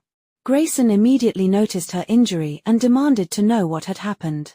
Despite Oren's earlier caution, Avery revealed she had been shot at, watching closely for Grayson's reaction. His visible anger and demand for accountability from Oren confirmed he hadn't known. Grayson's protective demeanor, including gently lowering her injured hand, clashed with his usual coldness, leaving Avery uncertain of his true intentions. Before the conversation could delve deeper, Jameson arrived, turning the discussion into a heated exchange about the risks both brothers faced. The tension between them was palpable, especially as Jameson's sarcasm stoked Grayson's frustration. Nash entered, diffusing the situation with his laid-back authority. He ordered Jameson to get ready for school and relayed their mother's summons for Grayson. Turning his attention to Avery, Nash questioned her about skipping school and her sister's involvement, asserting his role in looking after everyone at Hawthorne House. Avery deflected, but Nash's easy demeanor carried a deeper undercurrent of concern. The exchange left her questioning his motives, uncertain whether his watchfulness stemmed from genuine care or something more calculating. Chapter 61. Avery decided to stay home with the possibility of Drake's involvement in the recent events. Though the estate's security made it unlikely that he could sneak in, the thought of his influence over Libby lingered. When Libby suggested a spa day, Avery redirected their plans, proposing they search for a Davenport desk instead. The two sisters scoured Hawthorne House, with Libby sharing her knowledge of its vast amenities, from ballrooms to theaters. Along the way, Orrin remained close and provided insight into Tobias Hawthorne's private spaces, including a sensory deprivation chamber. Despite their thorough search, they had no luck finding the desk. Their hunt eventually led to the spa, where they encountered Sky Hawthorne lounging on a massage table, unconcerned by Orrin's objections to her plans. Sky's demand for a masseuse named Magnus raised Avery's suspicions, especially given the possibility he'd been involved in the shooting. As Libby innocently questioned the heightened security, Sky casually revealed that Grayson had mentioned nasty business in the Blackwood. The cryptic remark heightened Avery's tension. Chapter 62. Libby's concern escalated when she learned about the shooting, her anger directed at both Avery and Orrin for keeping her in the dark. Despite Avery's reassurances that she was fine, Libby demanded answers. Orrin admitted that it was unclear whether the shots were meant to intimidate or harm, but Avery had been injured by debris. Libby's outrage only deepened as she realized the danger her sister had been in. She chastised Avery for not telling her, echoing Nash's sentiment that even someone as independent as Avery sometimes needed looking after. The conversation shifted when Avery confronted Libby about Drake's texts. Though Libby claimed she hadn't replied, Avery pointed out that she hadn't blocked him either.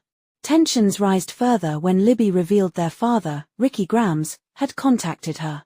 Avery dismissed his intentions as opportunistic. He was motivated by her newfound wealth. The conversation ended with both sisters frustrated. Their bond, even though strong, was clearly strained under the weight of secrets and rising threats. Chapter 63. After her argument with Libby, Avery needs a distraction. So, she dove back into her search for the Davenport desk. She methodically explored Hawthorne House, scouring its many libraries with Orrin's assistance, but the search proved fruitless.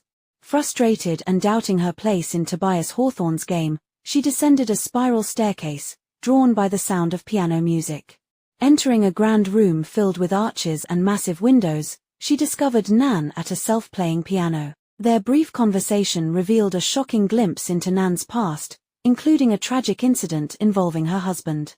Before Avery could process the chilling revelation, Nash appeared, adding his voice to the ongoing complexity of the Hawthorne dynamics. Their conversation veered from Libby's struggles under media scrutiny to Nash's cryptic warnings about the dangers of the game. Nash reminded Avery of the risks as she approached the end of Tobias's puzzle, but her determination to see it through remained unshaken. Pivoting back to her search, Avery asked Nash about the Davenport desk. While his initial response was laced with amusement, he hinted at an overlooked possibility, suggesting there might be yet another library to explore. Chapter 64. Nash led Avery into an unexplored wing of Hawthorne House, passing a bricked-up doorway that once led to his uncle's quarters, sealed off after Toby's death. Their journey ended at a steel door with a safe-like mechanism, opening into a hallway adorned with locks and keys as decorative art. The wing, constructed when Nash was born, revealed the Hawthornes' unique upbringing, from a room housing an actual airplane to an arcade filled with vintage games.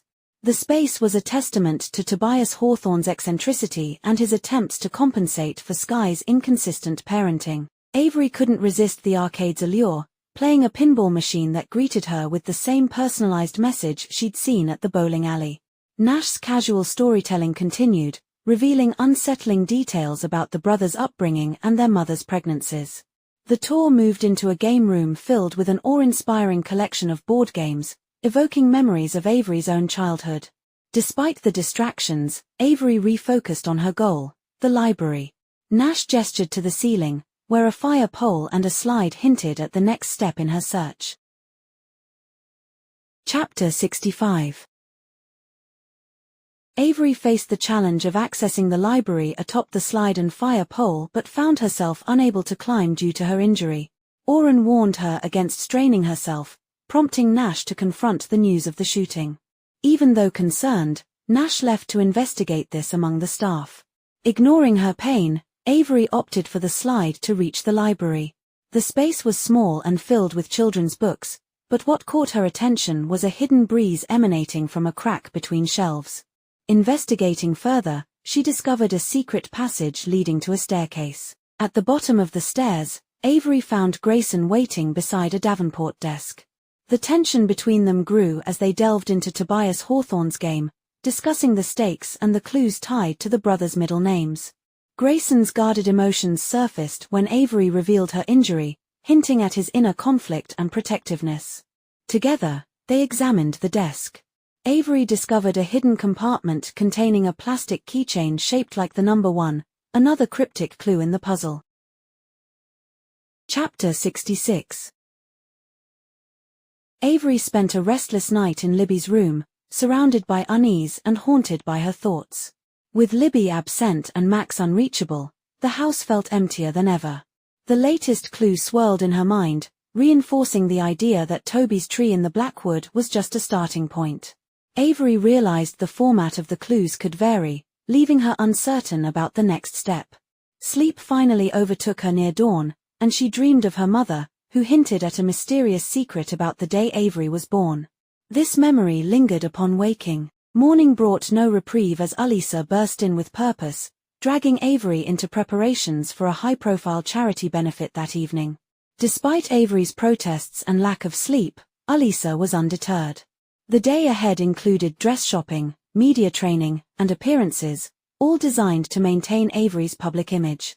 With little choice, Avery resigned herself to Alisa's tight schedule. Her unease simmered beneath the surface as she prepared to step out of the estate and into the spotlight. Chapter 67. As Avery prepared to leave for her highly visible shopping trip, Oren escorted her to the SUV, where she found Alisa, 2 bodyguards, and an uninvited guest, Thea.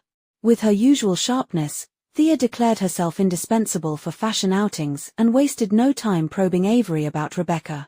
Thea implied that Rebecca had been crying over something significant, potentially tied to the shooting. When the topic shifted to Jameson, Thea made it clear she believed Avery was behind his misery, but she refused to explain her personal animosity toward him. Avery's attempts to uncover Thea's true motives at Hawthorne House were interrupted as the SUV arrived at the boutique, and a crush of paparazzi swarmed them. Inside the boutique, which had been entirely reserved for Avery, the atmosphere was no less tense. Thea selected an emerald gown as she claimed it matched Avery's eyes. Avery herself sought something more conservative, specifically a dress that would conceal her stitches. Alisa firmly backed Avery's preferences, maintaining control of the situation. Despite the lavish setting, the trip was less about fashion and more about public perception, ensuring Avery was seen. Chapter 68. The shopping trip took a harrowing turn when a car tried to run Avery's SUV off the road. Oren's quick reflexes and the backup plan involving police intervention prevented a catastrophic outcome. The chaotic moments left Avery in shock, her mind racing with fear and questions. Thea demanded answers, while Oren calmly revealed that the entire outing had been a trap set to flush out the person targeting Avery. Working with the police, Oren and Alisa orchestrated the public appearance, knowing it would draw out the attacker. Their gamble paid off, but it left Avery reeling from the betrayal of being used as bait without her knowledge. The situation took a darker turn when Oren received confirmation that the driver of the attacking car had been apprehended.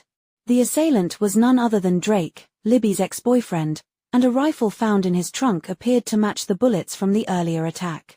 Oren explained that the police would want to question Libby, raising the possibility that she might have unknowingly, or even intentionally, allowed Drake access to the estate. Avery denied the idea that her sister could be involved, But Alisa's quiet reminder about inheritance implications left a chilling implication hanging in the air.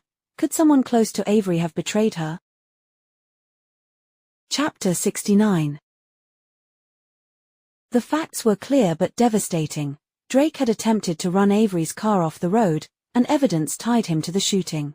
After giving her statement to the police, Avery returned to Hawthorne House, only to learn that Libby had been taken in for questioning. Nash is furious.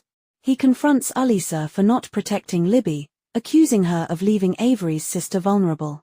Alisa dismissed the idea, coldly suggesting Libby might be an accessory to attempted murder. Avery, struggling to reconcile her trust in her sister with the circumstances, ordered Alisa to send a lawyer to help Libby, asserting her authority. Avery is overwhelmed and demands to be left alone. She needs to distance herself from Oren and Alisa, whose recent deceptions had shaken her trust. She clung to her belief in Libby's innocence, refusing to let doubt take root. As tensions simmered, Nash sarcastically mentions a media consultant waiting to shape Avery's public image, a jarring reminder of how little space she had to process the chaos surrounding her. Chapter 70. Avery agreed to meet with Alisa's media consultant named Landon, to gain some peace and solitude. Landon is polished and strategic, laid out the plan, mastering what to say, how to say it, and how to avoid saying too much, especially regarding the morning's attack. Landon emphasized the importance of appearing poised yet vulnerable, training Avery to repeat a key message of gratitude while controlling her posture and tone. Avery wrestled with Landon's advice, struggling to channel sincerity and vulnerability while remaining guarded. Despite her inner turmoil about Libby and the weight of recent events, Avery managed to deliver the practiced lines with increasing conviction. The training escalated as Landon posed provocative questions, testing Avery's ability to maintain composure and stick to the crafted narrative. Though Avery initially succeeded, her restraint faltered when Landon implied Libby's complicity in the attack. Unable to hold back, Avery defended her sister, breaking the carefully rehearsed facade. Landon remains unshaken, urges Avery to start over, underscoring the high stakes of public perception. With the gala looming, Avery faced the daunting task of appearing unbreakable while grappling with her own fractured emotions. Chapter 71. After her intense session with Landon, Avery returned to her room, where the style team was ready to transform her for the gala. Though tempted to refuse, Avery realized skipping the event might send the wrong message, one of fear, guilt, or uncertainty. Determined to show strength and protect Libby's reputation, she allowed herself to be prepared. As the stylists worked, Libby arrives with her tear-streaked face. She apologized profusely as she confessed to her mistake of not blocking Drake's number. Avery wanted to reassure her sister but hesitated, grappling with lingering doubts that felt like betrayals in themselves. The stylists completed their work, leaving Avery stunned by her transformation. Her intricate braided hairstyle framed her face like a masterpiece, highlighting her natural beauty and golden green eyes. The final touch was a white gold necklace adorned with emeralds, cementing her regal appearance. Despite her discomfort with the unfamiliar image in the mirror, Avery knew she couldn't back out. With Libby's presence as a reminder of what was at stake, she resolved to face the gala, ready to seize control and assert her place in the Hawthorne legacy. Chapter 72. As Avery prepared to attend the gala, Oren informed her that Drake had implicated himself in the attempt on her life but was trying to frame Libby as the mastermind. His claims didn't align with the evidence, as there was no security footage showing Libby granting him access. Instead, Oren suspected Drake had entered through the estate's underground tunnels.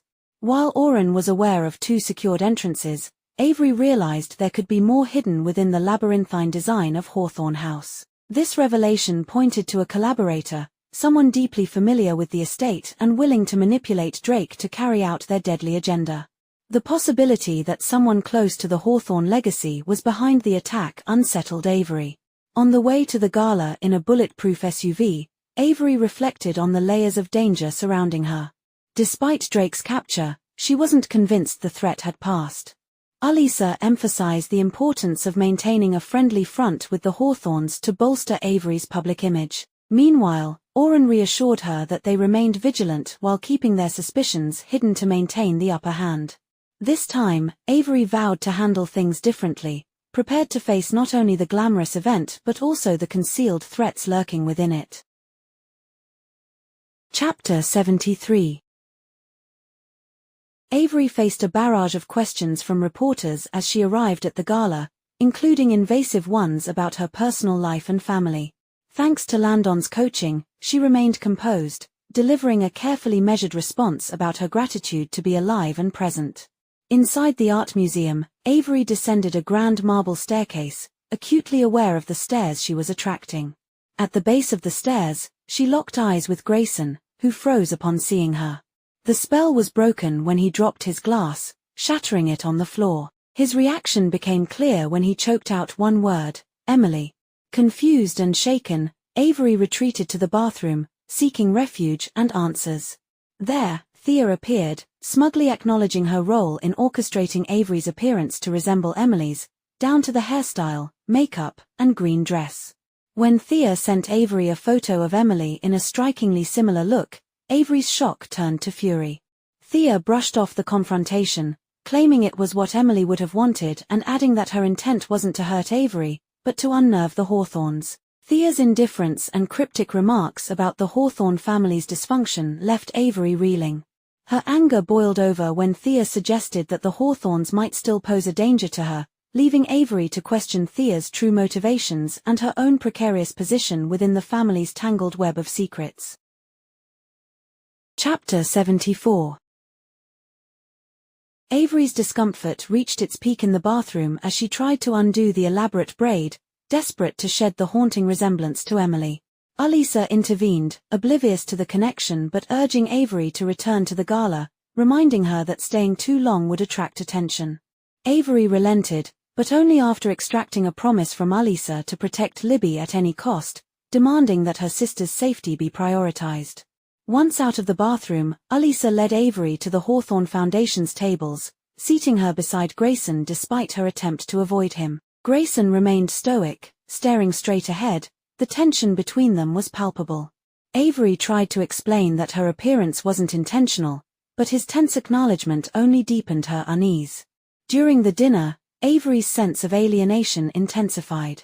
Grayson's silence and the weight of Emily's memory loomed large, casting a shadow over the evening.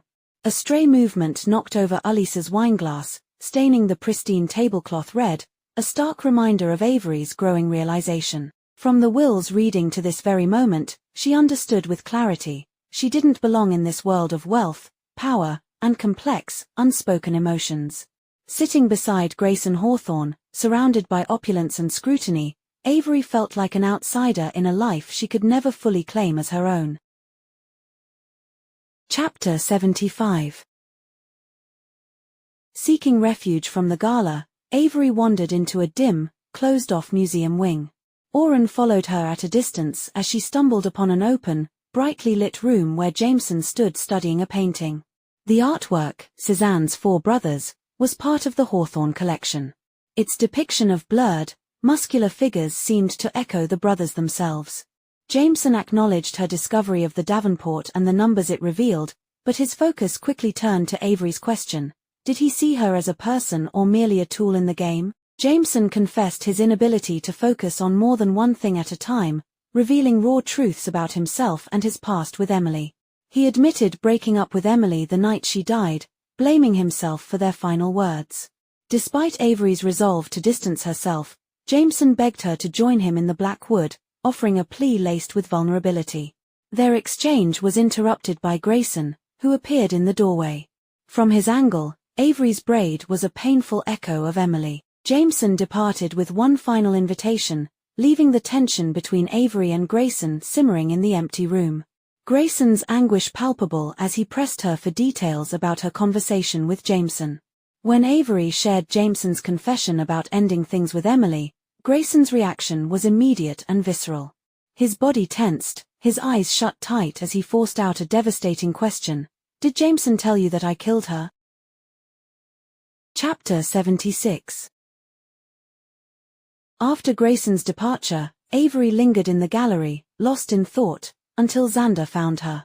His easy humor and insistence that she join him on the dance floor momentarily lightened the weight of the evening. As they danced for the photographers, Xander revealed truths about his childhood investments, which had turned him into a multimillionaire, and about his history with Thea and Rebecca. He confessed to fake dating Thea, a ruse orchestrated by Emily, who hadn't known about Thea's relationship with Rebecca. Xander admitted his actions were meant to shield Rebecca from Emily's possessiveness. The tension of these revelations hung heavily, especially as Xander disclosed that Emily had discovered the truth the night she died. As the dance ended, Xander delivered another surprise. He had solved the Blackwood mystery. Despite his own desire to win, he urged Avery to return to Hawthorne House and take the next step in the game.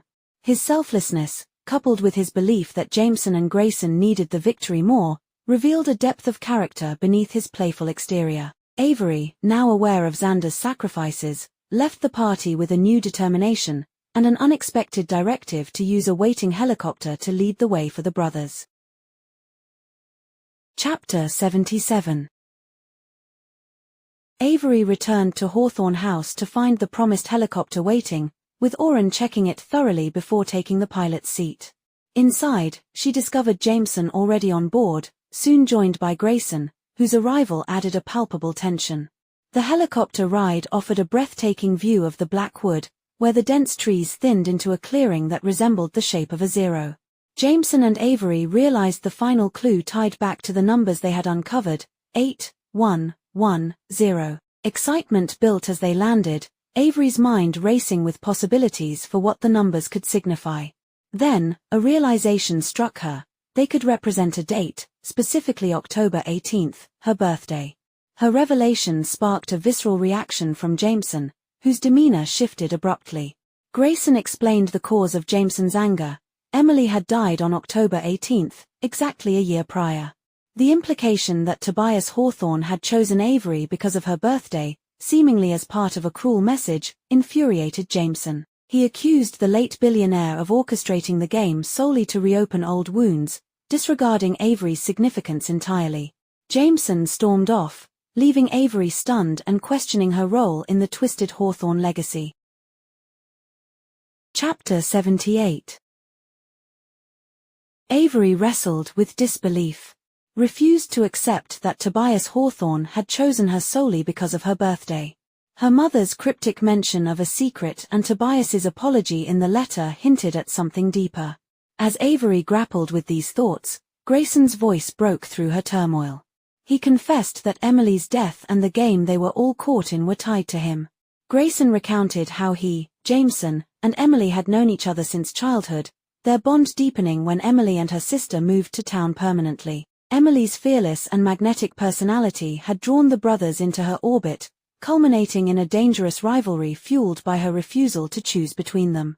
Grayson revealed the events of the night Emily died. After Jameson ended their relationship, Emily called Grayson, claiming to choose him. She invited him to a cliff-diving location called Devil's Gate late at night. Though Grayson knew the risks, he went. Emily dove from the highest cliff, seemingly unharmed, but later collapsed and died on the shore due to complications with her heart. Grayson blamed himself, haunted by his grandfather's words after the funeral, "Family first." Tobias's use of October 18th, Emily's death and Avery's birthday, as the pivotal clue confirmed what Grayson had feared. The game was a form of punishment and a message, all rooted in his guilt. Grayson's pain was palpable, leaving Avery shaken. Chapter 79. Avery returned to Hawthorne House with Oren after Grayson's emotional confession, her mind spinning with unanswered questions. She pressed Oren about Tobias Hawthorne's reasoning, but he admitted that only Tobias truly understood his own motives. Avery couldn't shake the sting of being potentially chosen for something as arbitrary as her birthdate. Haunted by the mystery, she paused at Tobias Hawthorne's portrait, studying the details as if they might hold a clue. When her gaze fell on the artist's signature, Tobias Hawthorne 10-10-8, she realized the Roman numerals translated to 10 to 18, her birthday. Acting on instinct, she searched behind the frame and discovered a hidden button. Pressing it revealed a keypad behind the portrait. Avery keyed in 1018, triggering a concealed compartment in the stairs to open. Inside, she found a single item, a piece of stained glass shaped like an octagon, strung on a shimmering ribbon. Lifting it, she noticed a verse etched into the compartment's underside. The cryptic poem hinted at a new puzzle, directing her to the top of the clock and encouraging her to view the world through fresh eyes. The discovery reignited her determination, offering a glimmer of hope that the answers to Tobias's motives, and her role in his game, might finally be within reach. Chapter 80. Avery grappled with the discovery of the stained glass clue and the cryptic verse etched under the stair, determined to uncover the truth.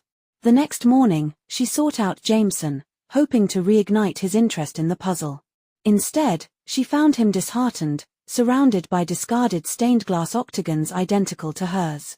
Jameson revealed the house was littered with clues tied to the numbers 10 and 18, embedded in everything from chandeliers to paintings. He believed Tobias Hawthorne had orchestrated this elaborate setup long before Emily's death, but he had grown weary of the relentless reminders. Despite Avery's insistence that the date was only part of the answer, Jameson refused to continue playing, turning his back on both her and the mystery. Unable to find Grayson and met with Nash's guarded advice to give him space, Avery retreated to the portrait in the east wing. Staring at Tobias Hawthorne's likeness, she questioned whether this intricate game was nothing more than a cruel reminder of loss and familial duty. For a moment, doubt crept in. Was she chosen for something extraordinary? Or was she just a symbol, a reminder of tragedy? Yet, as the weight of Jameson's and Grayson's disengagement settled on her, so too did her resolve. She didn't just want to survive this game, she wanted to win it. Avery refused to be a passive player or a forgotten piece in someone else's story. She was determined to prove her worth, to herself and to the legacy she'd inherited. Chapter 81. Avery sat on the staircase, puzzling over the riddle etched under the stair. Line by line, she worked through its cryptic phrases. The top of the clock led her to think of the number 12, which connected to meet me at high noon, a time when morning transitions to the afternoon. But the second half of the riddle stumped her. Was the stained glass piece meant to be twisted, flipped, or combined with others? Frustration simmered as she turned the purple glass over in her hands, unable to see the full picture. Xander found her deep in thought and broke the tension with his usual humor, quipping about her appearance. When Avery confided in him about her strained relationships with Jameson and Grayson, Xander lightened the mood, joking about how his good intentions often went awry. Sharing the riddle and the stained glass, she revealed her discovery to him. Xander examined the piece thoughtfully, a spark of recognition crossing his face. Now, where have I seen something that looks like that? His words teased the possibility of another connection. Chapter 82. Avery returned to the great room with Xander, following a hunch about the stained glass windows. The tall, geometric design contained two octagonal panels identical to the one she'd found. With Xander stabilizing the ladder, she climbed up and manipulated the panels. One twisted while the other flipped, locking into place. They stepped back to observe the results as sunlight streamed through the window, creating purple beams that intersected on the floor. Despite their efforts to find something at the crossing point, nothing revealed itself. Avery recalled the riddle, particularly its reference to noon, and deduced that the beams might align differently depending on the sun's position. Rather than wait for noon, Avery and Xander decided to investigate the floor. Tapping methodically, she found a loose board. Together, they pried it open, uncovering a hidden dial. When Avery turned it, the floor beneath them began to sink. Moments later, they found themselves beneath the great room, facing a hidden staircase. Avery remembered the final line of the riddle and instructed Xander, "Take the stairs two at a time." They descended into the unknown. Chapter 83. Avery and Xander descended the hidden staircase, finding themselves in an elaborate system of metal tunnels lit by gaslights. The tunnels branched into three directions, but a gargoyle at the base of the stairs pointed the way forward. As they walked, Avery grappled with the riddle's implications, wondering if "Come find me" might mean Tobias Hawthorne wasn't truly dead. The path abruptly ended at a solid wall, and though they initially thought they had missed something, Avery noticed a metal grate engraved with the letters M and E together. They lifted it, revealing another descent. Dropping into a small, subterranean room, Avery was confronted with her initials, AKG, carved into a concrete wall. A red laser scanned her face, triggering the wall to open and reveal a high-tech door. The door required 4 touchpads to be activated, each bearing the initials of one of the Hawthorne brothers. Xander placed his hand on his corresponding pad, unlocking one of the 4 mechanisms, but the door remained sealed. Avery's presence had been critical to uncovering this secret, but progressing further would require the participation of all 4 brothers, leaving them at an impasse. Chapter 84. Xander left Avery in the hidden room, promising to return with his brothers to unlock the door. Avery doubted his chances of success, knowing how resistant each brother was to engaging with their grandfather's game. While waiting, her thoughts spiraled, trying to piece together the puzzle Tobias Hawthorne had left behind. Why had he chosen her? What did the billionaire's apology signify? The weight of unanswered questions left her feeling overwhelmed and in desperate need of clarity. Suddenly, the sound of footsteps echoed above her. Startled, Avery called out for Xander, but there was no response. The steps grew louder, and panic set in as she remembered that someone in Hawthorne House had given Drake access to these tunnels.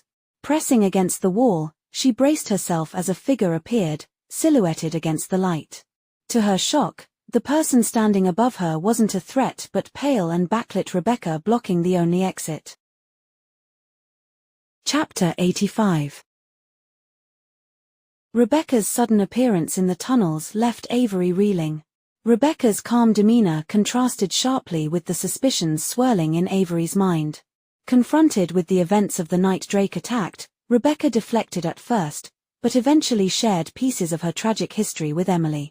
She recounted the toxic web of manipulation Emily had spun, the betrayal of her relationship with Thea, and the guilt she carried for the part she played in Emily's death. Her voice brimmed with remorse as she admitted that her actions had been driven by pain and resentment, not just a desire to protect her sister.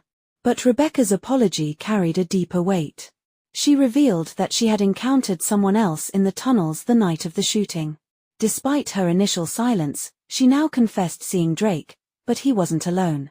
To Avery's shock, Rebecca revealed that Drake had been accompanied by none other than the Hawthorne brothers' mother. The revelation sent shockwaves through Avery. Chapter 86.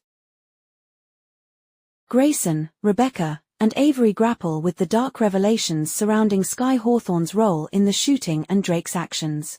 Rebecca admits she witnessed Sky and Drake together but didn't speak up. This led to a tense confrontation with Grayson, who chastises her for her silence. Meanwhile, Avery challenges Grayson, accusing him of prioritizing family loyalty over justice after Sky's attempts on her life. In a moment of desperation and trust, Avery agrees to let Grayson handle the situation if he correctly guesses a number she's thinking of. Against the odds, Grayson guesses correctly, solidifying his plea to protect her and handle his mother in his own way. However, the growing tension between them remains palpable. As the group convenes to unlock the final door, Jameson arrives last, bringing with him a haunting confession about Emily's death. He reveals his guilt over standing by as Emily collapsed and died, a moment he believed Tobias Hawthorne intended for him never to forget. This sparks an emotional reckoning among the brothers, especially between Jameson and Grayson, who both harbor blame for Emily's fate. Xander reveals that Tobias tasked him with ensuring the brothers stayed in the game, hinting that the true purpose of the elaborate puzzle wasn't just about Emily or guilt, it was about uniting the brothers and confronting their pasts. As the group stands on the precipice of the unlocked door, they realize the game was never just for the 4 brothers, it was for all 5 of them, Avery included. Chapter 87. Jameson pushed the door inward, revealing an empty cell with only a small wooden box inside. Golden tiles spelling out Avery Kylie Grams adorned its surface, flanked by blank tiles. The sight of her name felt unsettling after everything that had transpired, especially Jameson and Xander's confessions. Nash nudged Avery toward the box, where she discovered it was locked, with no visible mechanism for a key or combination. Following Jameson's hint, Avery removed the tiles, realizing they formed a puzzle. Guided by Grayson's organization and Nash's suggestion of an anagram, she pieced together the letters. Finally, Avery's name transformed into a telling phrase, a very risky gamble, a sentence Tobias Hawthorne had often echoed. As she clicked the tiles into place, the lock disengaged. Inside the box were 5 envelopes, each labeled with one of their names. The boys opened theirs in turn, their reactions ranging from swearing to laughter, while Xander quietly pocketed his. Avery, however, found no letter in her envelope, only a single packet of sugar. Left without answers, she grappled with the weight of her identity being part of Tobias Hawthorne's grand game. Her name, her birthday, and now this final twist begged a question she couldn't yet answer. Why her? Chapter 88. Avery recalls a fragmented memory triggered by the sugar packet in her envelope. As a child, she had once built sugar packet castles in a diner, much to her mother's playful admonishment. In that memory, a man sitting nearby, she now realized he was Tobias Hawthorne, had asked her to spell her full name after overhearing it. This fleeting encounter now takes on monumental significance. Did Tobias, a man fascinated by puzzles and anagrams, notice something about her name in that moment? Nash remarks on Tobias's love of anagrams, while Grayson suggests the old man likely kept track of Avery afterward, especially given the coincidence of her name and birthdate. As the Hawthorne brothers reflect on Tobias's motivations, a clearer picture emerges. They speculate that after Emily's death fractured the family, Tobias had orchestrated Avery's inheritance not on a whim but as part of a calculated plan. Her presence was meant to challenge them, unearth buried secrets, and serve as the catalyst for a transformation within the family. For the brothers, this inheritance was never about money but about solving Tobias's ultimate puzzle. Nash sums it up: Avery wasn't just another player in the game, she was the glass ballerina, or perhaps the knife, designed to disrupt and reshape their lives. Chapter 89. After emerging from the Great Room, Avery finds herself questioning Oren's allegiance and whether Tobias Hawthorne had orchestrated their solitary conclusion to the game. Later, as she sits alone at Tobias Hawthorne's desk in her wing, she revisits his cryptic letter. Just 3 words, "I'm sorry." Reflecting on the recent revelations, Avery wonders if the apology was less about remorse and more about the calculated risk he took in making her the centerpiece of his final puzzle. Feeling insignificant in the grand scheme of Tobias's plans, Avery idly fiddles with the desk's hidden mechanisms and discovers a compartment designed specifically for her, accessible only by tracing Tobias's initials, T.H. Inside the hidden drawer, Avery finds a folder bearing her full name. Leafing through its contents, she uncovers a detailed chronicle of her life, from childhood through her teenage years, filled with photographs Tobias Hawthorne had collected. He had tracked her growth, her interactions, and her defining moments, ensuring she was more than just a random choice. The discovery reframes her role in the billionaire's master plan. Avery was no mere coincidence or whim but a calculated piece in a grand strategy. Though she remains a very risky gamble, Tobias's meticulous preparation reveals he knew she had the potential to play and to change everything. Chapter 90. Early the next morning, Oren informs Avery that Sky Hawthorne is moving out of Hawthorne House under Grayson's orders, with strict instructions that she not be allowed back. Though Oren clearly suspects she knows more, Avery feigns ignorance. Seeking Grayson, she finds him in the hidden staircase and confronts him about his decision. Grayson coolly states that Sky had left voluntarily, understanding it was the better option than facing legal consequences. Despite winning their bet, Grayson's actions reveal a choice that defies his usual mantra of family first. As Avery stands with Grayson on the staircase, the tension between them grows palpable. Her gratitude for his choice over his mother leads her to reach out, but Grayson pulls away. He vows to protect her and support her in navigating her new life, yet firmly denies the possibility of a relationship. His reasons are left unspoken but clear. Jameson's feelings for Avery weigh heavily on him. Despite everything, Grayson's choice signals a profound shift, though he refuses to risk fracturing the bond between his family and himself further. Chapter 91. Avery spends her day navigating her emotional upheaval and missing her best friend, Max, who remains unreachable. Avery is frustrated. She considers using her newfound wealth to treat Max and her family to a trip to Australia as a gesture of gratitude. Back at Hawthorne House, she seeks Libby but stumbles upon her sister with Nan in the music room. Libby's nurturing instincts kick in, but Nan interrupts, commanding Avery to stay. In their conversation, Nan reveals pieces of the family's fractured history, lamenting the moral decline of Skye and Zara, and briefly reminiscing about her grandson Toby. When she shows Avery a locket containing Toby's picture, Avery is stunned. She recognizes him. The boy in the photo is none other than Harry, her chess partner in the park. The shocking realization rocks Avery to her core. Nan insists that Toby has been dead for 20 years, but Avery is certain of her identification. Jameson enters the room, noticing Avery's distress. She clutches his hand, confirming her belief that Toby is alive. This revelation intertwines with her mother's cryptic words about the day Avery was born, leaving her to grapple with the weight of this new mystery. The connection between Toby's supposed death and the Hawthorne family's dark secrets deepens, raising more questions than answers. Epilogue. Xander Hawthorne scrutinizes the cryptic letter left to him by Tobias Hawthorne, fixating on its simple yet enigmatic message, "Well done." 4 days, he's sought hidden meaning, testing the paper for invisible ink and clues, clinging to the promise that his game would begin after the others ended. Frustration mounts as he recalls the moment he opened the envelope expecting a puzzle, only to find what seemed like an anticlimactic conclusion.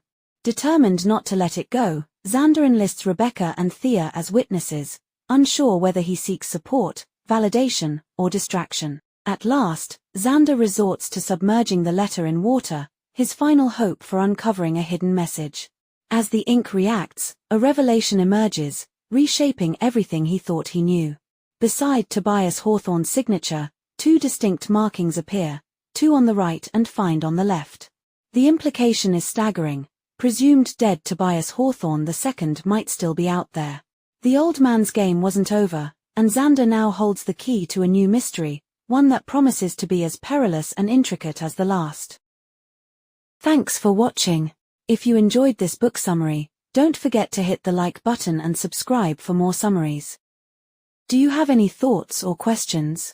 Drop them in the comments below.